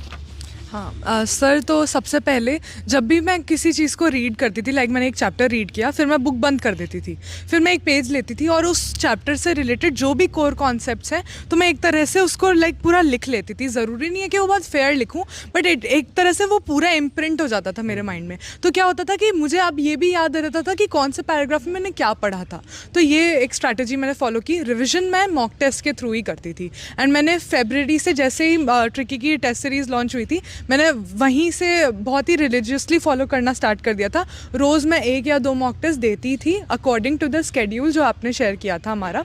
और मैं भी सेम जो मोहित सर ने बताया था कि पूरा एनवायरनमेंट सिमुलेशन करके एक अलग रूम में जिधर मैं पढ़ती थी मैं वहाँ नहीं देती थी, एक अलग रूम में एक A4 साइज शीट अपने साथ लेकर जाती थी, एक वाटर बॉटल, ये सब लेकर जाती थी, लैपटॉप पे देती थी टेस्ट, तो ये करती थी। और इसके साथ मैंने एक और कोचिंग का लिया था क्योंकि मेरे पास टाइम था, तो फिर मैंने एक और कोचिंग का भी लिया था और वो भी मैंने कंप्लीट किया था। तो मैं यही क्रेडिट करना चाहूँगी कि मैंने टेस्ट बहुत दिए हैं, बहुत सारे टेस्ट दिए, तो मुझे वो आदत आई थी कि क्या कौन से ऑप्शन एलिमिनेट करने हैं, क्या सेलेक्ट करना है, कैसे गेस वर्क करना है, तो इस तरह से मुझे वो आ गया था। और जहाँ तक ऑब्जेक्टिव बुक्स की बात करेंगे तो मैंने एग्रोनॉमी ट्रियटाइज और इंसाइट इनटू एग्रोनॉमी, ये दोनों मैंने बहुत अच्छे से सॉल्व करी थी। बाकी मैंने ज़्यादा MCQs बाहर देखने के बजाय मैंने PYQs जो प्रीवियस ईयर क्वेश्चंस हैं उनको बार बार सॉल्व किया था, तो यही किया था मैंने। अच्छा वत्सल, आपने रिवीजन कितने टाइम किया था? सर जैसे मैंने पूरा सिलेबस सारा रिवाइज 2 टाइम्स किया था, और जबकि जो कॉन्सेप्ट्स मेरे वीक थे उनका मैंने बहुत मल्टीपल रिविजन किया ये था। स्ट्रेटजी वैसे फॉलो करनी चाहिए। हम भी यही अलाउ कर मतलब सजेस्ट करते हैं स्टूडेंट्स को कि 2 चीज़ें होती हैं कि बहुत सारी चीज़ मतलब 60-70% ऐसी चीज़ें हैं जो आपको ईजिली याद हो जाता है ना, समझ में आ जाता है 1-2 बार पढ़ने में।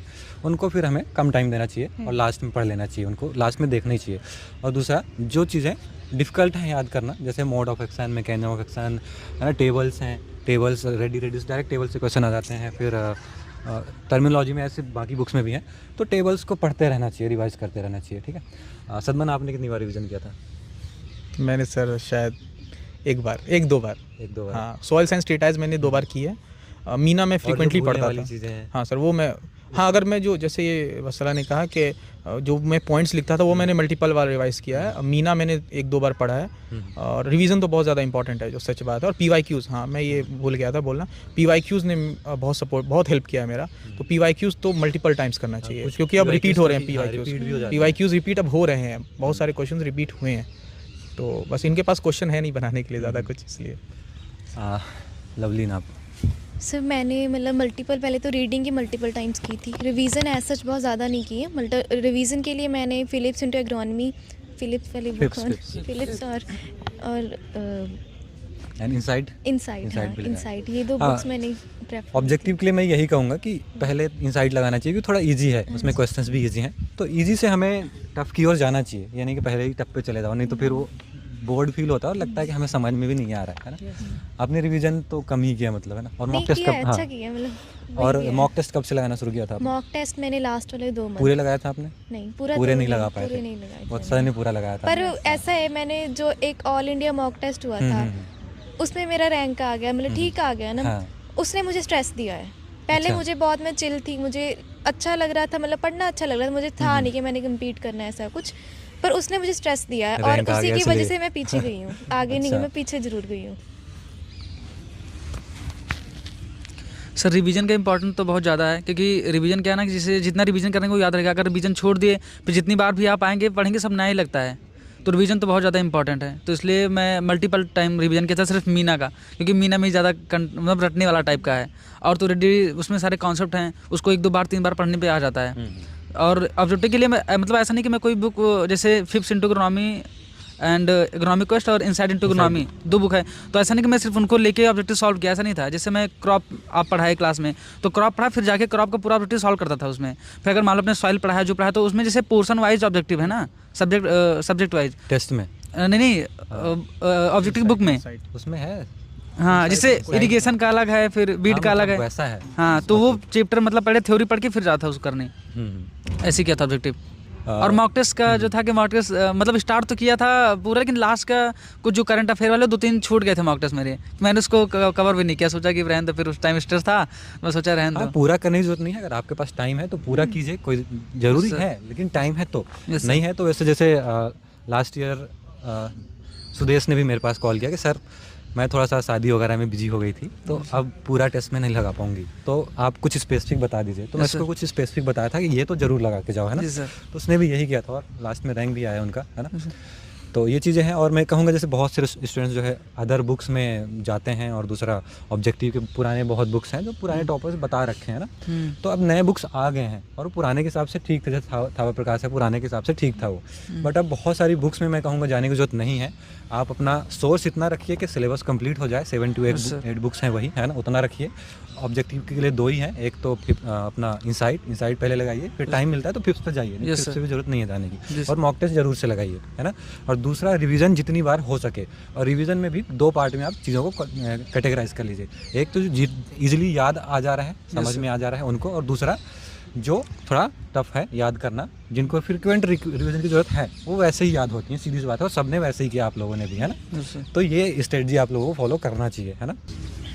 अच्छा स्टूडेंट्स, इसमें मेरा एक लास्ट इसमें क्वेश्चन है कि एग्ज़ाम के टाइम पे, है ना, जो सबसे ज़्यादा ज़रूरत है कि एग्ज़ाम में आपको सही से करना चाहिए। एक कहावत है इसमें भी कि अंत भला तो सब भला, है ना।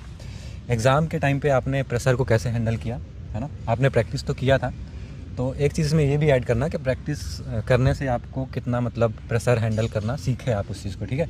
और क्या मिस्टेक्स आप अवॉइड कर सकते हैं, आपने क्या मिस्टेक किया, ठीक है, क्या कर सकते थे। और स्टूडेंट्स को आप क्या जो है सलाह देना चाहेंगे इसमें, एडवाइस कि क्या नहीं करना है आपको, कैसे उस चीज़ को मैनेज कर सकते हैं। एग्ज़ाम का प्रेशर तो क्योंकि अलग ही होता है, आप कितना भी प्रैक्टिस करके जाओ, एक अलग ही प्रेशर होता है एग्ज़ाम का। तो सदमन, आपने इसको कैसे मैनेज किया था? सर देखिए, पढ़ना आसान है, रिवीज़न करना भी आसान है। जब आप एग्ज़ाम में बैठते हैं और जब आप CBT दे रहे होते हैं और आपके पास आधे घंटा पहले आपको डेस्कटॉप के सामने बैठा दिया जाता है, वो जो आधे घंटे साल की तरह गुजरते हैं, और उस दौरान जो आपके दिमाग में जो चीज़ें आ रही होती हैं, बार बार जो ओवर थिंकिंग आ रही होती है, बहुत चीज़ें आप सोच रहे होते हैं, तो ये ऑब्वियस सी बात है, ये नेचुरल ही आएंगी, इसको आप अवॉइड नहीं कर सकते हो, आप ह्यूमन बीइंग हो, वो चीज़ होंगी। अब मेरे भी बहुत चीज़ें मैं यहाँ पे ये बोलूँगा कि अगर आपने पढ़ाई की है, अगर आपने उस चीज़ को अच्छे से पढ़ा है, आपके कॉन्सेप्ट्स क्लियर हैं, आपने उस चीज़ के लिए मेहनत की है। हर एक एग्ज़ाम को सारे एग्ज़ाम्स के लिए ना एक पर्टिकुलर मेहनत चाहिए होती है। अगर आपने उस एग्ज़ाम को वो टाइम दिया है, वो मेहनत की है, तो आप बस अपने में कॉन्फिडेंस रखिए और उस जो पैनिकनेस आता है उसको थोड़ा ओवरकम करने की कोशिश कीजिए। वो आएगा ही आएगा। और मैं अभी यहाँ पे बोल दूँगा बैठ के कि नहीं आएगा, ये गलत होगा। वो आएगा, सबको आता है। जो टॉप रैंकर हो, जो नहीं भी हो सका, जिनका जो नहीं भी पढ़ के गए, सबको आता है, ठीक है। अगर आप चिल्ड हो, इसका मतलब आपने तैयारी नहीं की है। अगर आपने उस चीज़ के लिए तैयारी की है, अगर आप उस चीज़ के लिए सीरियस हो, आप वो चीज़ पाना चाहते हो, तो आपको वो टेंशन आएगा ही। बहुत सारी ख्यालात दिमाग में घूमेंगी कि नहीं होगा तो क्या होगा, हाँ होगा तो क्या होगा, क्वेश्चंस कैसे अटेम्प्ट करूँ, किसको छोड़ूँ, किसको निगेटिव कैसे बचूँ। तो ये सब सारी चीज़ें उस समय दिमाग में तुम्हारे घूमेंगी, और सबके घूमती हैं। तो इस चीज़ को मैंने क्या ओवरकम किया, कैसे किया कि मैं जब बैठा तो मैंने बोला कि मैं सोचूंगा नहीं इस चीज़ के बारे में। दो कि वो थॉट तो आ रहे थे, साइमल्टेनियसली आते जा रहे थे कि गलत हो गया तो क्या हो गया, नहीं होगा तो क्या होगा।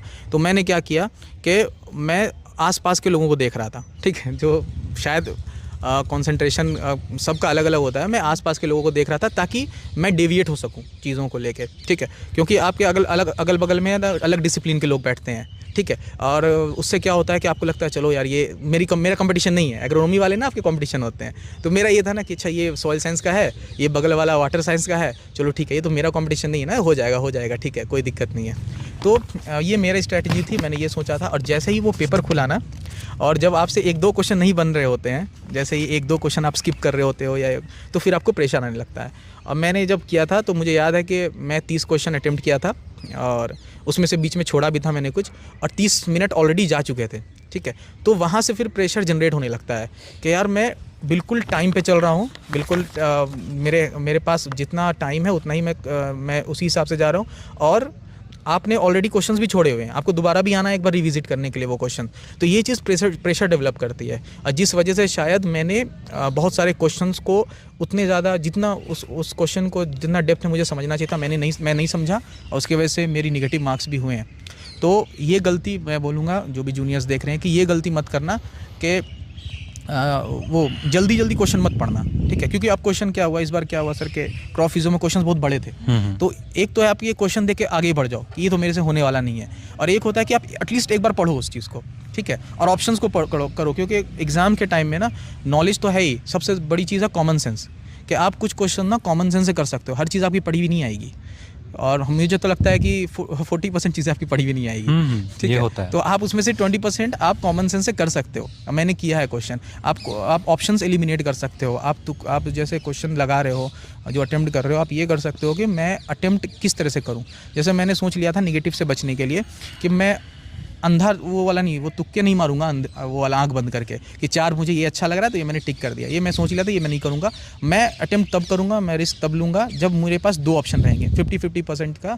जब मेरे पास ऐसा कुछ होगा कि हाँ 50% मैं रिस्क ले सकता हूँ, तभी मैं रिस्क लूँगा, उसके अलावा मैं नहीं लेने वाला। तो जैसे वो डैम वाले क्वेश्चन आए थे, मुझे बिल्कुल नहीं आ रहे थे, मैं तुरंत स्किप कर गया, मैं सोचा भी नहीं उसके बारे में। तो ये चीज़ें आपकी टाइम बचाती है। आप फालतू में जो क्वेश्चन के बारे में कुछ आइडिया ही नहीं है, आप उस पर टाइम मत ही दो। सबसे अच्छी चीज़ यही रहेगी, ये आपकी टाइम ये चीज़ बताएगी। क्योंकि 120 क्वेश्चन में 120 क्वेश्चन सॉल्व नहीं करने होते हैं, और ज़रूरत भी नहीं है उसकी। आप थोड़ा भी करके, आप थोड़ा नेगेटिव मार्क्स से बच के भी आप अपना रैंक अच्छा कर सकते हो।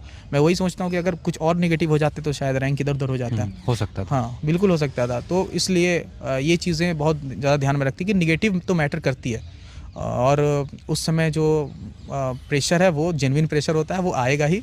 उसको आप ओवरकम नहीं कर सकते, उसको आप अवॉइड नहीं कर सकते हो, पर हाँ ओवरकम कर सकते हो। मैंने किया है, आपके पास अलग स्ट्रैटेजी अपनी हो सकती है, वो आप पे डिपेंड करता है। मैंने कुछ अलग तरीके अपनाए थे, और सबके अलग अलग तरीके होते हैं।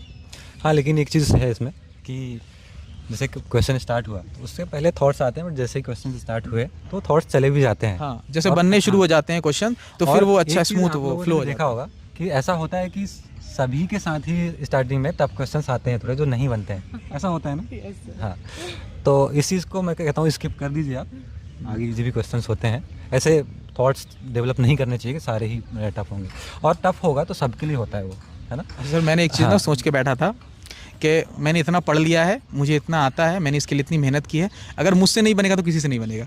मैंने ये सोचा हुआ था। सही चीज़ है, क्योंकि सभी सेम ही बुक्स पढ़ते हैं, सब सारे वही कंटेंट पढ़ के आए हैं। थोड़ा बहुत डिफरेंस हो सकता है, बाकी सब तो चीज़ें सेम ही होती हैं। और दूसरा मैं यही कहूँगा कि स्टूडेंट एक चीज़ बहुत गलत करते हैं कि वो 120 क्वेश्चन पे फोकस करते हैं। 120 आपको करना भी नहीं है, 480 नहीं ला सकता कोई भी। आप ट्रेंड देख सकते हैं ना, 100 क्वेश्चन पे फोकस करनी चाहिए जो बनने लायक हैं, बनने लायक होते हैं, है ना। तो 20 कुछ क्वेश्चन तो छोड़ने के लिए होते ही हर साल, ठीक है। वत्सला, आपने इसको कैसे टैकल किया? सर पहले तो मेरी बहुत हालत ख़राब थी एग्ज़ाम से एक दिन पहले। आई वॉज क्राइंग और मेरे सीनियर्स ने मेरे को कॉल किया कि अरे भाई आप पढ़ाई छोड़ दे, और मेरे घर वालों ने मुझे कूल किया, मेरे लिए मैगी वैगी बनाई कि भाई तू थोड़ा काम हो जा। मैं बहुत, जैसे कोई सोच रहा होगा कि ऑल इंडिया रैंक 3rd लाई है तो बहुत कॉन्फिडेंट होगी, बिल्कुल भी नहीं। जस्ट ऑपोजिट सिचुएशन थी। मैं रो रही थी बहुत तेज़ कि पता नहीं क्या होगा क्या नहीं होगा। तो फिर मेरी फैमिली ने बहुत काम किया, और जब मैं जा भी रही थी तो मेरे पापा पूरे टाइम मुझसे रैंडम बातें करते जा रहे थे कि भैया थोड़ी काम रहे, इसका थोड़ा सा मतलब दिमाग बाकी बातों में चले। वो रैंडम बातें मुझसे, ये बहुत अच्छा किया था उन्होंने उस दिन। फिर है ना, मैं वहाँ गई तो मैं मेडिटेशन में बहुत बिलीव करती हूँ। मैंने अपनी पूरी जर्नी में मेडिटेशन को एक बहुत बड़ा सोर्स बनाया है। तो मैं जब वहाँ गई थी तब जैसे सर की तरह नहीं, मैं पूरा अपना मतलब पूरा मेडिटेट कर रही थी जितना भी 30 मिनट्स मुझे मिला था। मुझे ये था कि मुझे देखना ही नहीं है आसपास क्या हो रहा है क्या नहीं हो रहा है, क्योंकि साइड में मेरे एक क्लासमेट भी था। तो मुझे था कि मुझे देखना ही नहीं है, क्योंकि लोग बोलते हैं ना कि यार यार तेरा तो हो जाएगा। 2-3 क्लासमेट्स थे मेरे उस वक्त सेंटर पे, तो मुझे पूरा कर रही थी। और फिर मेरे से क्या गलतियाँ हुई कि मैंने क्वेश्चन पढ़ लिया, उसको आंसर कर दिया, बट ओवर थिंक किया कि अरे नहीं यार ये नहीं, शायद ये होगा।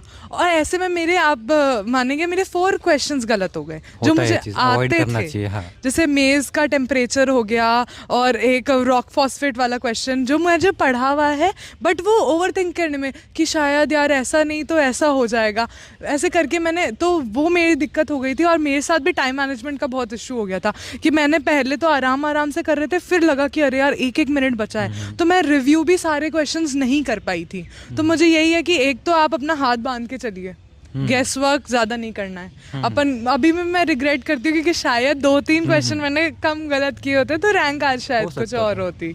तो बस वही है कि आप एक तो नेगेटिव जितने कम करेंगे उतना आप ऊपर जाते जाएंगे रैंक में, वो करिए। और खुद पे एक थोड़ा सा बिलीफ रखिए। और ये है कि आसपास का जो नॉइज़ है उससे डिस्टर्ब मत होइए, क्योंकि मेरे कमरे में एयरेशन की मतलब वेंटिलेशन नहीं था, कुछ भी नहीं था। पर वही आप जितना उसमें वो बोलते हैं ना फ्लो स्टेट में चले जाएंगे कि भाई क्वेश्चन चल रहा है, मुझे नहीं पता चल रहा मेरी चेयर आवाज़ कर रही है, कुछ भी नहीं। क्योंकि कुछ बच्चे ये करते हैं कि भाई हमारे तो सेंटर में ये दिक्कत थी, तो वो सबके साथ होता है। उस वक्त आपके हाथ भी काँपेंगे, उस वक्त आपकी चेयर भी नहीं हो रही होगी, बट वो आप पे है कि आप उस प्रेशर को कैसे हैंडल करते हो। इसलिए मैंने कहा कि आप पहले ही वो मतलब मॉक्स में वो प्रैक्टिस कर लें कि भाई ऐसा ही होगा हमारे साथ, तो वो आदत बन जाती है, सही चीज़ है वो। सर सेम मेरे साथ भी ऐसा ही होता। मुझसे तो ऐसा मुझसे स्ट्रेस नहीं हैंडल हुआ। मैंने स्ट्रेस के चक्कर में ऐसा भी हुआ है कि वो बायोरेट कंसंट्रेशन वाला क्वेश्चन आया था ना, तो उसको मैंने 5 मिनट दिए। क्यों दिए मुझे नहीं पता, मैंने बहुत ऐसा था। कुछ मेरे स्टार्टिंग के 15 क्वेश्चन थे, 10 उसमें फिजियो पोर्शन आ गया। मुझे फिजियो मुझे पहले से नहीं आती थी, उसने मेरा कॉन्फिडेंस बिल्कुल ही लो कर दिया। और हाँ, 1 घंटा बीत चुका है और मेरे सिर्फ 30 क्वेश्चन हुए हैं, उसका स्ट्रेस अलग से है। फिर मतलब कुछ पैटर्न ऐसा था, कुछ मेरे क्वेश्चंस पहले टफ थे, बाद में इजी थे, मतलब वो मुझे आ रहे थे, तो इसी से मेरा हो गया। और मुझे लगता है मैंने ओवर अटेम्प्ट कर दी। मुझे 100 तक करती मैं ठीक था, इसी वजह से मेरे नेगेटिव हुए हैं।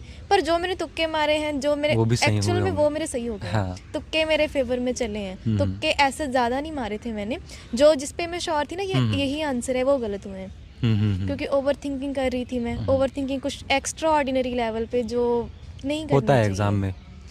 और टाइम का तो पता ही नहीं लगा। 2 घंटे तो ऐसे चुटकी में बीतते हैं, कुछ नहीं पता लगा। और हमारे सेंटर में ऐसा हुआ था कि हमें 2 घंटे पहले बिठा दिया था, तो बहुत से लोगों के चेहरे दिख रहे थे। कोई ऐसे हंस रहा था, मुझे स्ट्रेस हो रहा तो कोई हंस रहा है, कोई रो रहा है, तो बहुत सारा इमोशंस मिक्स हो चुका था। इन्वायरमेंट मतलब अच्छा भी था और साथ ही में बहुत ज़्यादा हेक्टिक भी हो रहा था।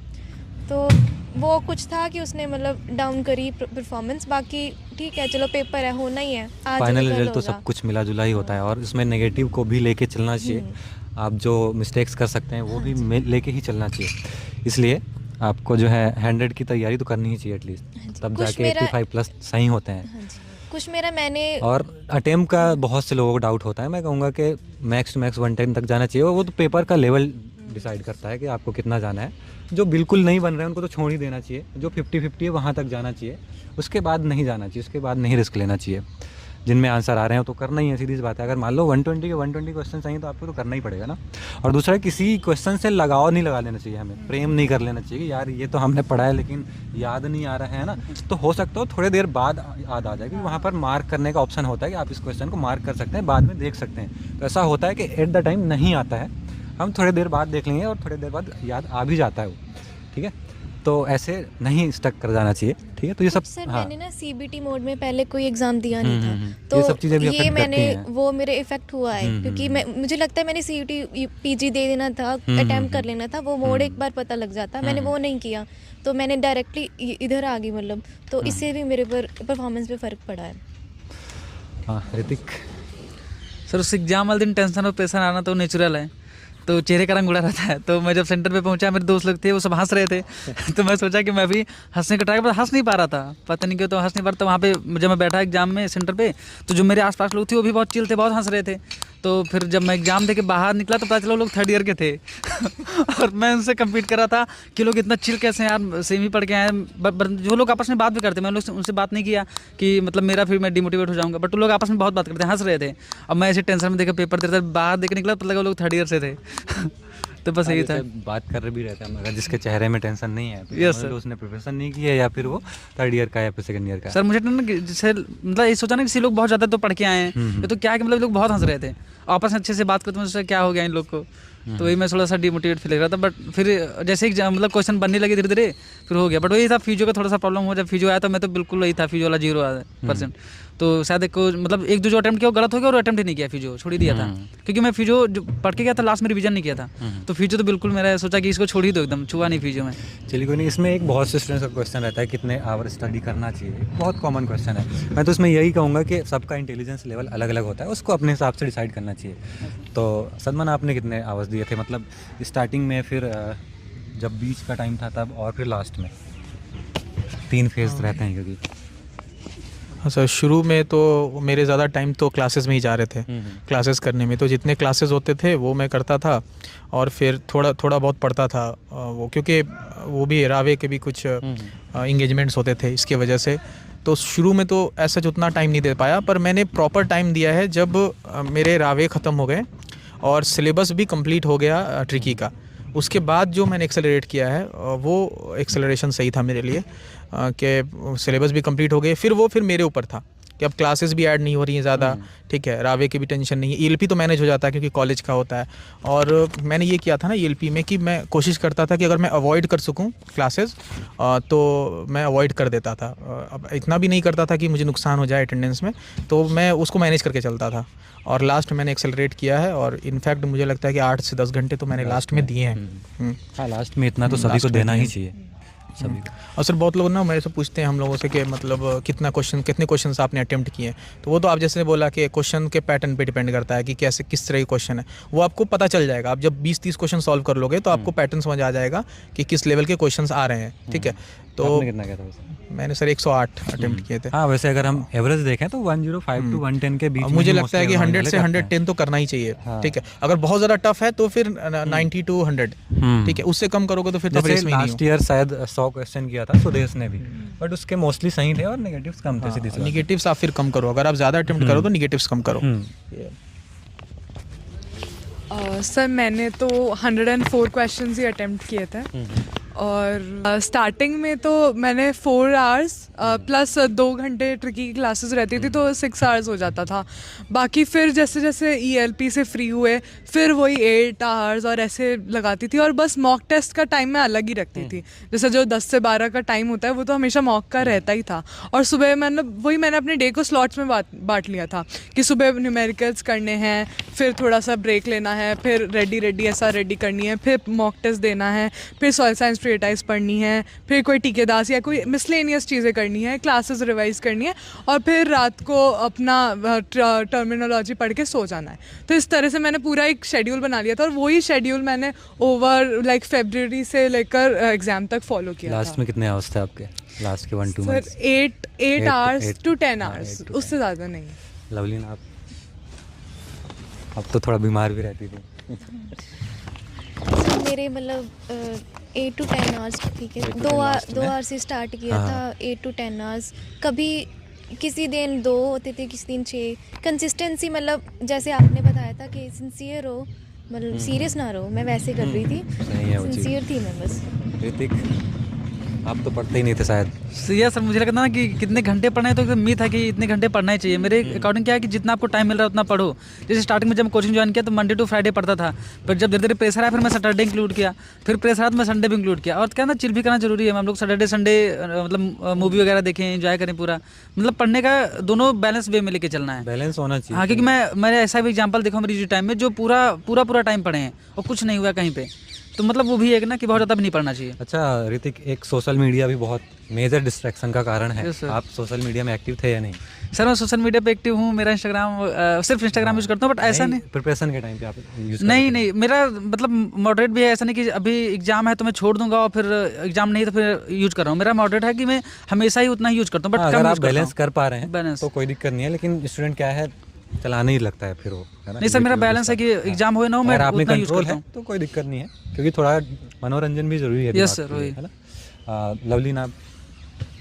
सर मैंने बहुत ज़्यादा ट्राई किया था कि मैं कम करूं, पर मुझसे नहीं कम हुआ। नहीं हो पाया। नहीं हुआ मेरा, मतलब अगर कल मेरा एग्ज़ाम है ना तो तब भी मैंने 1 घंटा मैंने पूरी रील स्क्रॉल की है। कल JRF एग्ज़ाम है, 2 बजे हुए हैं, मैंने स्क्रॉल किया है। वो एक्चुअली हैबिट बन जाती है, वो धीरे धीरे जाता है, कोई कुछ भी स्ट्रेस हैबिट भी है। था, कुछ इवन पर मैं habit। पढ़ने का भी ऐड करूँगा स्टूडेंट क्या करते हैं, अपना शेड्यूल बनाते हैं, क्योंकि शेड्यूल बनाने से पहले क्या करते हैं वो पूरा घूमते फिरते हैं, फ़ोन चलाते हैं, वो सारी चीज़ें है ना, तो उस चीज़ में मन लग जाता है उनका, और वो चाहते हैं कि एकदम से हम 8 घंटे और 10 घंटे पढ़ने लगे, तो वो नहीं होता है। आपको धीरे धीरे स्टार्ट करना है ना, कोई भी हैबिट धीरे धीरे डेवलप होती है। तो जैसे आप लोगों ने भी 2 से 4 घंटे स्टार्ट किए, फिर 6 घंटे है ना, फिर 8 से 10 घंटे गए आप, ठीक है, लास्ट में।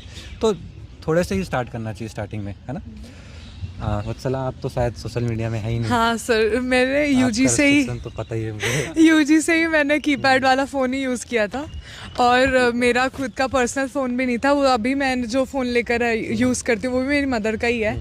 तो पूरे ओवरऑल प्रिपरेशन में मैंने अपने मदर का डिवाइस ही यूज़ किया था, खुद से कुछ भी नहीं। तो फिर व्हाट्सएप और इनका तो इंस्टाग्राम, ये तो हम सोच भी नहीं सकते हैं, ना मैं ना मेरी कोई भी बहन, हम किसी भी सोशल मीडिया प्लेटफॉर्म पे नहीं है। तो मैं रेकमेंड यही करूँगी कि जो लोग मैनेज कर सकते हैं वो मैनेज करें, बट ये है कि आपको अपना लाइक एक तरह से ट्रैक करते रहना चाहिए कि मेरा करना चाहिए आज का मेरा स्क्रीन टाइम कितना हुआ, फिर मेरा कितना रहा। तो इस तरह से जो चीज़ ट्रैक होती है ना, वो चीज़ कम हो सकती है। अगर आप ट्रैक ही नहीं कर पा रहे हो तो आपको पता नहीं वही चलेगा। प्रॉब्लम सॉल्व करने के लिए प्रॉब्लम पता होना चाहिए पहले। एग्जैक्टली। तो ये रहा। सदमन, मेरे पास स्मार्टफोन था सर और मैं चलाता था, इंस्टा में हूँ, मैं फेसबुक पे भी हूँ, मैं सारा कुछ यूज़ करता था, पर एग्ज़ाम्स के दौरान मैंने बंद कर दिए थे। मैं ना फेसबुक यूज़ करता था ना इंस्टा यूज़ करता था, मैं एक चीज़ यूज़ करता था व्हाट्सएप, और क्योंकि क्लासेस के लिंक आते थे, और यूट्यूब यूज़ करता था क्योंकि मुझे कुछ लेक्चर्स देखने होते थे अलग से भी, एक्स्ट्रा भी, तो यूट्यूब यूज़ करता था। यूट्यूब एक्चुअली एल्गोरिथम बेस पे काम करता है, तो आप मतलब आईडी चेंज कर लो, आप आईडी चेंज कर लेंगे और एल्गोरिथम आपका चेंज हो जाएगा। सिर्फ आप जो है पटनागा सर के वीडियो देखेंगे तो वही चीज़ आएंगी। ट्रिके के वीडियोस देख रहे हैं, या फिर और भी हैं चैनल्स जो अच्छे हैं, जो वीडियोस बनाते रहते हैं, आप देख सकते हैं, देखना चाहिए, और है ना। तो वो एल्गोरिथम आपका एक सेट हो जाएगा, ठीक है। नहीं तो PYQs देख लो आप, जो जॉब्स के हैं उनमें भी तो मोस्टली जनरल एग्रीकल्चर में एग्रोनॉमी रहता है, उनके क्वेश्चन देख लो आप, ठीक है, फ्री टाइम में। तो देखना चाहिए, वो चीज़ हेल्प करता है काफ़ी कुछ। आपको तो ऑब्जर्व करना चाहिए कि आपका टाइम वेस्ट कहाँ पर हो रहा है, और ऑब्जर्व करने के बाद जो है, और टाइम टू टाइम जो है ऑब्जर्व करते रहना चाहिए कि आप कहाँ पर जो है मिस्टेक्स कर रहे हैं, कहाँ पे आपका टाइम वेस्ट जा रहा है। तो सारी चीज़ों को ऑब्जर्व करते रहना चाहिए, और आपको खुद ही सॉल्यूशन को ढूंढना चाहिए आपको, क्योंकि आपसे बेहतर उसका सॉल्यूशन कोई नहीं ढूंढ सकता। अगर आप किसी टॉपर का देखने जाएंगे, यार इसने तो ऐसे किया था, तो जरूरी नहीं है कि आप सेम कॉपी कर पाएँ। आप अपना खुद का रास्ता बनाइए, है ना, अपना ओन जो है आप स्ट्रेटजी बनाइए, तो ज़्यादा अच्छा रहता है। तो दैट इज़ गुड। और मेरे हिसाब से सोशल मीडिया से तो आपको दूर ही रहना चाहिए। आप जितने भी एक्ट्रेस या फिर जितने भी लोगों को देखेंगे आज जितने पॉपुलर हैं, तो एक टाइम तक तो गायब ही रहते हैं वो, है ना। जब पॉपुलर होते हैं तब आते हैं वो सोशल मीडिया में, सीधी सी बात है, तब आना भी चाहिए, कोई दिक्कत नहीं है। और उससे पहले तो दूर रहो तो ज़्यादा अच्छा है, क्योंकि बहुत सी चीज़ें होती हैं सोशल मीडिया में जो हमें आज 2025 का जो ऑक्सफोर्ड डिक्शनरी का वर्ड जो है ना, वो रेज बेट का है। उसका मतलब ही यही होता है कि ऐसे पोस्ट होती हैं, ऐसी वीडियोस होती हैं जो आपको गुस्सा दिलाती हैं। तो आपको जो है मेंटली थोड़ा सा चेंज करता है चीज़ें, थॉट्स को जो है, आपका कंसंट्रेशन जो है आपका वो बिगाड़ता है वो सारी चीज़ें। तो दूर रहें तो ज़्यादा अच्छा है मेरे हिसाब से प्रिपरेशन के टाइम पे। और थोड़ी बहुत चीज़ें तो आप वैसे डिस्ट्रैक्शन पूरा अवॉइड करना है तो थोड़ा बहुत डिस्ट्रैक्शन भी होना चाहिए मेरे हिसाब से, है ना। अच्छा, स्टूडेंट्स, जैसे कि स्टूडेंट्स को लगता है ना, कि अगर स्टूडेंट ने रैंक लाया है तो उनका सिर्फ पढ़ने का ही एक हॉबी रहता होगा, है ना, और इसके अलावा कुछ हॉबी होगा नहीं। तो मैंने जो देखा एक्चुअली, जो स्टूडेंट शार्प होते हैं पढ़ने में, अच्छे पढ़ने में होते हैं और रैंक भी लाते हैं, उनकी हॉबीज़ भी बहुत सारी होती हैं और बहुत अच्छी अच्छी हॉबीज़ होती हैं। कुछ ड्राइंग्स बहुत अच्छा बना लेती हैं, कुछ स्पोर्ट्स में बहुत अच्छा होते हैं, है ना। तो ऋतिक, आपका क्या इसमें था हॉबी इसमें? सर हॉबीज में ऐसा कुछ खास था नहीं, बट वही गेम वगैरह में चेस खेलता था मैं। और चेस में जैसे सर मैं सर के साथ भी खेलता था। अच्छा। एग्जाम से पहले सर। हाँ, कम ही खेलता था, मैंने खेला है बेसिकली, एक दो बार खेला है मैंने। नहीं, ऋतिक भी जीता है, वो भी अच्छा खेलता है। सर एक ऐप था ना chess.com, उसी पे खेलते थे सर। और बस वही गेम का ही था, और ज़्यादा कुछ हॉबी था नहीं। और फिर दोस्तों से बातचीत कर ली, बस हम लोग का सर्कल था अच्छा, बस वही बातचीत करते थे, गेम खेलते और फिर पढ़ाई पे टाइम। हॉबीज़ होनी चाहिए मेरे हिसाब से, और पढ़ते टाइम हमें उसको फॉलो भी करना चाहिए कि वो चीज़ें हमें अच्छा फील कराती हैं। मेरी फ्रेंड थी सोनाली सिंह परमार, वो भी IPS है। उसने भी इंटरव्यू में बताया था कि हॉबीज़ में उसका है हॉलीवुड मूवीज़ देखना, है ना। साई-फाई मूवीज़ वगैरह देखना, तो हॉबीज़ होनी चाहिए सबकी, यस सर। ठीक है। वो हमें एक्सरसाइज भी जैसे कोई कर सकता है, वो भी एक हॉबी होता है, अच्छा फील होता है उन सब चीज़ों से, और पढ़ने में फिर कंसंट्रेशन बना रहता है इस कारण से। लवलीन, आपकी क्या हॉबीज़ थे इसमें जो आपने फॉलो करते हैं मतलब हमेशा? सर बस मेरा म्यूज़िक सुनना और म्यूज़िक थोड़ा बहुत सुनना। गा लेना, बस ये कौन है सी कि- म्यूज़िक सुनते हैं आप? पंजाबी? पंजाबी। पंजाबी अच्छे होते हैं, मैं भी सुनता हूँ पंजाबी। सभी सुनते हैं सर। फेवरेट सिंगर कौन है आपका? काफ़ी हैं सर, ऐसे है ना, उसकी लैंग्वेज पूरी प्योर पंजाबी होती है ना, और पंजाब वैसे के समझ में नहीं कॉन्सेप्ट आती, से फिर भी वो अगर अच्छा लगता है तो हम सुन लेते हैं। वत्सला, आपका? सर एक तो मुझे कहानियाँ सुनना और कहानियाँ लिखना बहुत पसंद है। तो हमारे जो कॉलेज के टाइम पे भी IIT रुड़की में फेस्ट हुआ था, तो मुझे फर्स्ट रैंक मिली थी स्टोरी टेलिंग में ही। वत्सला तो भाई तो इंस्पिरेशन है, हमें भी कुछ सीखना है इनसे। तो मुझे यही है कि मैं रोज़, अभी भी यही होता है, रोज़ एक कहानी तो मैं सुनती हूँ, या तो मैं सुनूंगी या लिखूंगी। और फिर मुझे डिबेट करने का, ओरेशन का, इनका भी बहुत शौक है। मुझे एंकरिंग करने का मौका मिल जाए तो मैं कभी नहीं छोड़ूं। तो मैं, मेरे एग्ज़ाम से 15 दिन पहले भी एक एंकरिंग एनुअल डे था हमारा, उसमें भी मैंने एंकरिंग करी थी। दैट इज़ गुड, ये सब चीज़ें होनी चाहिए, और डिबेट्स वगैरह में तो पार्ट लेना चाहिए मेरे साथ। हाँ, तो ये है कि पूरा जहाँ स्टेज मिल जाए तो वहाँ पे मैं कभी ना छोड़ूं उसको। दैट इज़ गुड, स्टेज पे बहुत लोगों को होता है। और मैं तो एक चीज़ यही कहूँगा स्टूडेंट्स को, मुझे भी बहुत सारी ऐसी प्रॉब्लम्स थी जो मैं नहीं करना चाहता था लाइफ में फेस, ठीक है। बट मेरे हिसाब से जिनसे आपको प्रॉब्लम है उसी चीज़ पे जाना चाहिए आपको, है ना, क्योंकि वो चीज़ फिर एक वीक पॉइंट बन जाती है और लाइफ में आपको फिर वो पीछे धकेलती है हमेशा। तो अगर आप उसको टैकल कर लेंगे ना, तो आप खुद ऑब्जर्व करना उस चीज़ को कि आप लाइफ में फिर ग्रो करने लगे हैं। तो इसलिए जो लगे कि नहीं ये नहीं होगा यार, तो उसको टालना नहीं चाहिए। सदमन, आप तो क्रिकेट देखने भी गए थे लास्ट में। हाँ धोनी सर, माही भाई। मैं लास्ट में माही गया भाई। था। लास्ट मतलब जुलाई में पेपर थी, मैं अप्रैल में गया था।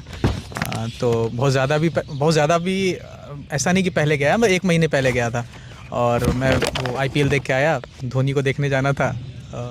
तो मैं क्रिकेट खेलता हूँ, मैं गाना गा लेता हूँ, और मैंने गाना गाया। मैं हॉबी एज ए सच, मेरी हॉबी तो बहुत सारी है, पर मैं गाना गाना थोड़ा प्रेफर करता हूँ। मैंने अपने UG में भी गाए हैं, और मुझे स्टेज फियर ऐसा कुछ रहा नहीं है।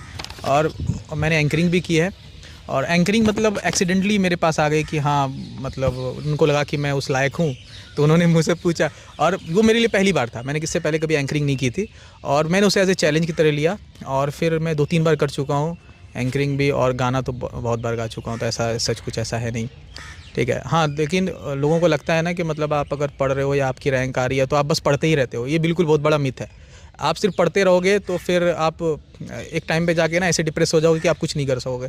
पढ़ाई अपनी जगह पे होती है, और एक पढ़ाई का जोन अलग होता है, वो उसको आप अलग टाइम रखो, और एक जो फ्रेंड के साथ चिल करना है या अपनी हॉबीज़ को ये करना है, हॉबीज़ में अपने इंगेज रहना, ये अलग चीज़ है। जैसे मैं रोज़ कैंटीन में बैठता था अपने कॉलेज के, अपने दोस्तों के साथ रोज़, मतलब ऐसा एक दिन नहीं होता होगा जो मैं नहीं बैठता हूँ। और हर संडे को हम लोग जाते थे कहीं घूमने के लिए। यहाँ तक कि ऐसा है कि मैं एग्ज़ाम से, मतलब JRF से 1 सप्ताह पहले भी हम लोग सब दोस्त लोग रेस्टोरेंट जाके आए हैं, खा पी के आए हैं। तो ऐसा स्ट्रेस नहीं रखना है कि यार क्या होगा, नहीं होगा, जो होगा तो वो तो होगा ही। तो उसके लिए तो तुम मेहनत कर ही रहे हो, पढ़ ही रहे हो, लेकिन ऐसा नहीं कि तुम अपने पर्सनल लाइफ को बिल्कुल हैम्पर कर लो इस चीज़ के लिए। तो मुझे ये लगता है बैलेंस बना के चलना चाहिए लाइफ में, और कुछ नहीं। हाँ, that is all about balance, life is all about balance. मैं हमेशा क्लास में भी कहता था ये चीज़। तो स्टूडेंट्स, ये लास्ट क्वेश्चन होगा हमारा कि प्रिपरेशन के दौरान बहुत से लोगों ने, जैसे हमने बात भी किया, बहुत से लोगों ने आपको हेल्प किया है ना, तो लास्टली आप उनको थैंक्स कहना चाहते हैं, तो एक थैंक्स नोट जो है आप लोग जो है उनके लिए मेंशन कर सकते हैं, जो कि ज़रूरी भी है, क्योंकि उनका सपोर्ट भी एक बहुत बड़ा रोल प्ले करता है हमारी लाइफ में। आप जितने भी लोगों को देखेंगे, कोई ना कोई उनके पीछे हमेशा मोटिवेट करने के लिए और सही रास्ता दिखाने के लिए हमेशा रहता है ना। तो सदमान, आपसे शुरू करते हैं। सर, मैं तो सबसे पहले थैंक करना चाहूँगा अपने पेरेंट्स को, जो ऑब्वियस सी बात है कि उन्होंने एटलीस्ट मुझे मेरे पे भरोसा किया और सोचा कि तुम जो कर रहे हो वो सही है, मुझे दिख रहा है कि तुम सही जगह पे जा रहे हो, तुम कुछ कर लोगे। दो they don't know anything about agriculture, फिर भी उन्होंने इतना भरोसा किया कि हाँ तुम कुछ करोगे, कहीं अच्छी जगह पे पहुँचोगे। और ऑब्वियसली जब मैं आ रहा था तो मेरी मम्मी पापा सबसे ज़्यादा खुश थे, उन्हें होना भी चाहिए, वो उनका हक है वो। और उसके बाद जो मुझे लगता है ट्रिकी, सर अगर ट्रिकी नहीं होता तो मैं यहाँ नहीं होता सीरियसली। और सबके जीवन में पता नहीं क्या रोल है, मेरे जीवन में तो बहुत अहम रोल है ट्रिकी का। और ये जो ट्रिकी ने जो दिया है या जो मैंने ट्रिकी से पाया है, वो तो एक अनपैरेलल सा है और मैं उसको एक्सप्लेन नहीं कर सकता। थैंक यू सदमन सभी टीचर्स की हाँ, ओर से भी। सारे टीचर्स में सर, संजय सर आप हैं, आस्तिका मैम है, मोहित सर थे, प्रकाश सर ने लास्ट में जो बूस्ट किया है, एक्स्ट्रा दी है वो, सुदेश मैम ने बहुत अच्छा पढ़ाया हमें। तो जो भी टीचर हमारे टाइम पे थे उसमें उन्होंने बहुत सपोर्ट किया है और मैं सबसे कुछ ना कुछ लेता था। मैं बहुत ज़्यादा क्वेश्चंस नहीं पूछता था, बहुत ज़्यादा एक्टिव नहीं रहता था, पर हाँ वो मैं रहता था। इनफैक्ट मैं अपने बैचमेट से, मैं वत्सला से बहुत इंस्पायर था, मैं रूपा से बहुत इंस्पायर था। मैं हमेशा बोलता था आपको कि लगता था कि हाँ यार ये लोग हैं ना, अगर ये लोग इतना जान रहे हैं तो मैंने शुरू किया, मैं भी इन तक पहुँच सकता हूँ, मैं भी इतना पढ़ सकता हूँ। ठीक है, अभी मैं नहीं हूँ, हाँ। एक टाइम पे आके तो ऐसा तो हो जाएगा ना कि दोनों एक जगह पे होंगे नॉलेज में या उसमें। ये चीज़ तो है, स्टूडेंट इस चीज़ से बहुत मतलब परेशान होते हैं। किसी के डे 1 और डे 100 से कंपेयर नहीं करना चाहिए हमें। आपका डे 1 है, आप भी डे 100 तक वैसा हो जाएंगे। तो मुझे लगता था जब मैं लो फील करता था, मेरे दोस्त जिनका मैंने नाम लिया, पुष्पा था और ये स्नेहा थी, ये लोग बोलते थे कि तुमने अभी शुरू किया है, वो लोग ऑलरेडी पढ़ रहे हैं, तुमने तो ऑब्वियस सी बात है तुम थोड़ा पीछे रहोगे, लेकिन एक वक्त आएगा जो तुम बराबर हो जाओगे। और ये चीज़ परफेक्ट एग्जांपल है सदमन के केस में, क्योंकि स्टार्टिंग में उन्होंने लेट ज्वाइन किया था, इकोनॉमी नहीं आती थी उनसे, तो उस चीज़ को उन्होंने नेगेटिव नहीं लिया, उन्होंने बस प्रिपरेशन पे फोकस किया अपना, और लास्ट में इतना प्रिपेयर कर गए कि सबको सरपास भी कर गए। ठीक है सर, वो तो मार्जिन ऑफ मार्क्स है, चल ठीक है, चलता है। पर हाँ जितना मिला वो बहुत अच्छा, बहुत ज़्यादा मिला। और thank God, thank to everyone जो भी है लाइफ में, जिसने भी एक भी कदम पे सपोर्ट किया है। अगर मेरे सीनियर्स ने या मेरे जो कॉलेज के टीचर्स हैं उन्होंने भी अगर एक बार बोल दिया कि तुम JRF कर सकते हो, तुम्हारी पढ़ाई कैसे चल रही है, अगर उन्होंने ये पूछ दिया, ये भी मेरे लिए बहुत बड़ी बात है कि हाँ तुमने JRF में तैयारी कर रहे हो तो तुम्हारी पढ़ाई कैसे चल रही है, किस सब्जेक्ट से कर रहे हो। ये भी एक मेरे लिए मोटिवेशन की बात है कि एटलीस्ट वो एक्नॉलेज कर रहे हैं और उनको पता है कि हाँ मैं कर रहा हूँ। ठीक है, तो ये चीज़ मुझे एक मोटिवेशन देती थी कि यार अब हमारे प्रोफेसर्स को पता है, मेरे जूनियर्स को पता है, मैं क्लास में एनरोल्ड हूँ, मैं मेहनत कर रहा हूँ, तो मुझे कुछ करना है, मुझे अच्छी जगह जाना है ताकि आगे आने वाले, क्योंकि सर जो जिस कॉलेज से मैं बिलोंग करता हूँ कि वहाँ JRF बहुत बड़ी चीज़ है और IRI तो खैर मोस्ट ऑफ द यूनिवर्सिटीज़ में है ऐसा, अबव द स्काई वाली चीज़ है IRI की। हाँ यार क्या चीज़ है IRI, क्या बला के नाम। ठीक है, तो वहाँ से यहाँ आना बिना, मैं बोल दूँ मैं खुद के वजह से आया हूँ, भी बिल्कुल गलत होगा। बहुत लोगों का सपोर्ट है, मेरे टीचर्स का सपोर्ट है जो 4 साल में उन्होंने वो सपना दिखाया, मेरे सीनियर्स जो JRF बोलते थे, IRI बोलते थे, मेरे दोस्त, वो सब का ही रोल प्ले, सबका बहुत इंपॉर्टेंट रोल प्ले मेरी लाइफ में, उन लोगों ने बहुत इंपॉर्टेंट रोल प्ले किया है। बस यही है सर, और मैं यहाँ हूँ, कोशिश करूँगा कि आगे भी अच्छा करूँ। That's good सदमन। वत्सला आप? सर पहले तो मैं ऑलमाइटी तिरुपति बालाजी का थैंक यू बोलना चाहूँगी, और मेरी दादी का, क्योंकि वो स्वस्थ रही है मेरे लिए बहुत, क्योंकि मैं बहुत इमोशनली अटैच्ड हूँ उनसे। फिर मेरी पेरेंट्स और मेरी छोटी बहनें और मेरे फूफा जी, मेरे नाना और शैली बुआ और मेरी लैंडलॉर्ड आंटी, क्योंकि जहाँ मैं रहती थी उन्होंने एनवायरनमेंट इतना कंड्यूसिव बना दिया था मेरे लिए।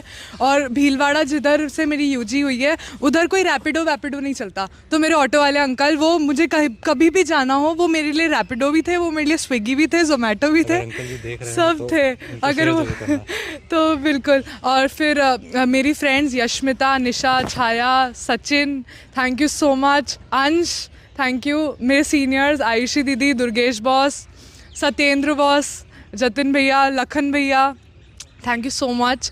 और मेरे professors Ram Avtar sir, Suchitra ma'am, Prakash Pawar ma'am, dean sir, Jinger sir, Bugalia sir, RK sir, Om Pareek sir, thank you so much. बहुत लोग हैं मुझे अभी, मेरे स्कूल के टीचर्स भी, in fact Shama ma'am and all. मैं हो सकता है मैं बहुत लोगों के नाम भूल जाऊं, बट कई लोग हैं जिनकी वजह से मैं यहाँ हूँ, क्योंकि सब लोगों की वजह से ही मैं आज वहाँ पहुँची हूँ। क्योंकि ये एक दिन की जर्नी नहीं होती है, वो बचपन से आपकी कंडीशनिंग चल रही होती है। तो थैंक यू सबको। Sir, I would like to thanks first of all to my parents, my family, my brother and sister, and one of my, I don't have many friends, but वो बोलते हैं ना एक फ्रेंड हो वही काफ़ी है। My single friend who was always a support to me, and already मतलब उसकी वजह से मैं कहूँ, मैंने स्टार्ट उसकी वजह से किया था, उसने मुझे मोटिवेट किया, पढ़ो, कुछ तो करना ही है, पढ़ो, उसकी वजह से स्टार्ट किया, तो अभी यही हूँ तो मैं। और हाँ PAU का, क्योंकि जो बेस PAU ने बनाया है, क्योंकि मैं वहाँ पर तो कोई मुझे कम्पीट करने की मानता ही नहीं था। मैं किसी का वो कंपटीशन नहीं थी, मैं कोई सोचेगा भी नहीं ये कम्पीट करेगी।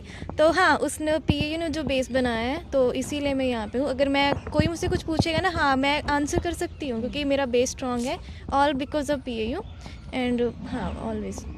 आई always will be thankful to PAU for that environment. जो मैं अगर किसी को कंपेयर करूँ ना IAR और PAU, तो मैं अभी मैं PAU चूज़ करूँगी, वो ज़्यादा अच्छी है। यही मानता हूँ, बहुत अच्छी यूनिवर्सिटी है वो। थोड़ा रीजंस हैं जिस कारण से स्टूडेंट्स नहीं लेते हैं वहाँ पर, बट PAU मेरी फेवरेट यूनिवर्सिटी है। सर मेजर सपोर्ट तो सबसे ज़्यादा पेरेंट्स का ही रहता है, तो special thanks to my parents. और उसके बाद मेरे सीनियर्स जो जिन्होंने गाइड किया, स्पेशली परविंदर पटेल सर और एक ARS मोहम्मद हसनैन सर, उन्होंने काफ़ी गाइड किया। उसके बाद मेरे बैचमेट जो मेरे रूममेट था नमन, और जो मेरे फ्रेंड्स थे, हम लोग का ग्रुप था एक IJFA नाम से, उसमें लगभग 11 लोग थे, उन लोगों ने सपोर्ट किया। और मेरे जूनियर जो थे वो सब काफ़ी डाउट्स वगैरह पूछते थे, तो सब इंगेज रहे।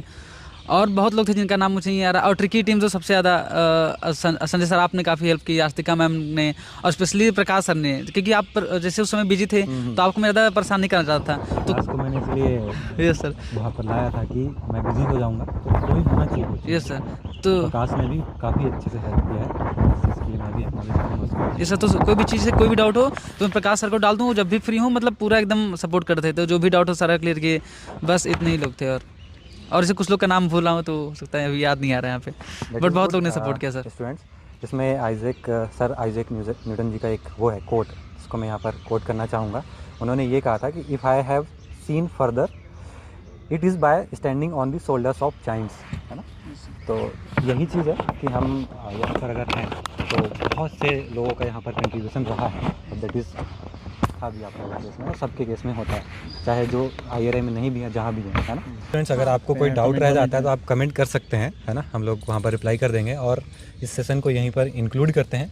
And thank you students, thank you Sadman, thank you Vatsala, thank you Lovleen, thank you Hrithik, and thanks to the members of Tricky. And काफ़ी सपोर्ट मिलता है मुझे टीम का भी अपने, इस कारण से मैं बेस्ट जो है कंटेंट प्रोवाइड कर पाता हूँ एग्रोनॉमी का स्टूडेंट्स को, है ना। और मेरा मेन एम तो यही रहता है कि मैं काफ़ी अच्छे से जो है सिलेबस को करवाऊँ स्टूडेंट्स को। अगर स्टूडेंट पढ़ता है तो उनको इंटरेस्ट भी आ जाता है इसमें, है ना, बोर्ड फील ना हो कम से कम उनको, क्योंकि हैं कुछ चीज़ें इसमें एग्रोनॉमी में जो बोर्ड फील भी कराती हैं। तो ये मेरा मेन एम रहता है कि बेस्ट से बेस्ट जो है मैं अपना कर सकूँ। और मैं हमेशा स्टूडेंट से ही सीखता हूँ, मैंने काफ़ी चीज़ें स्टूडेंट से सीखी हैं, right from my first student Astika, उससे मैंने काफ़ी चीज़ें सीखी, है ना। और मैं हमेशा टॉपर्स से बात करना प्रेफर करता हूँ, ठीक है, क्योंकि वहाँ से उनकी स्ट्रेटजी ऐसी होती है जो मैं बताता हूँ, उसके अलावा भी वो फॉलो करते हैं, और जो मुझे अच्छी लगती है मैं इंक्लूड करता हूँ। आप लोगों से भी मैंने बहुत सी चीज़ें सीखा और मैं उसको इंक्लूड करूँगा इस क्लास में भी और आने वाले क्लास में भी। And thank you all once again.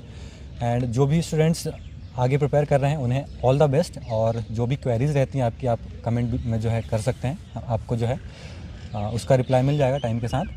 और दूसरा, अभी भी मेरे हिसाब से जो स्टूडेंट प्रिपेयर करना चाहते हैं वो कर सकते हैं, जैसे आप लोगों ने भी अप्रैल से मोस्टली बूस्ट किया था उस चीज़ को। और पाऊ से भी तो आपने कब ज्वाइन किया था लवलीन? दिसंबर लास्ट में ना, दिसंबर लास्ट ही है।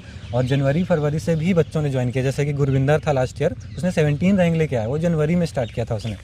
तो हो जाता है अगर आप वही मेजर पोर्शंस को जो है अच्छे से करते हैं, बहुत ज़्यादा स्ट्रैक नहीं होते, आप लिमिटेड जो है चीज़ें रख के जो पर्टिकुलर टाइम में हो सकता है उतना रख के जो है अगर आप इस प्रिपरेशन स्टार्ट करते हैं तो आपको कम टाइम में भी वो चीज़ हो जाएगी। तो thank you everyone. Actually sir we are fortunate to be a part of tricky. Thank you students. Thank you sir.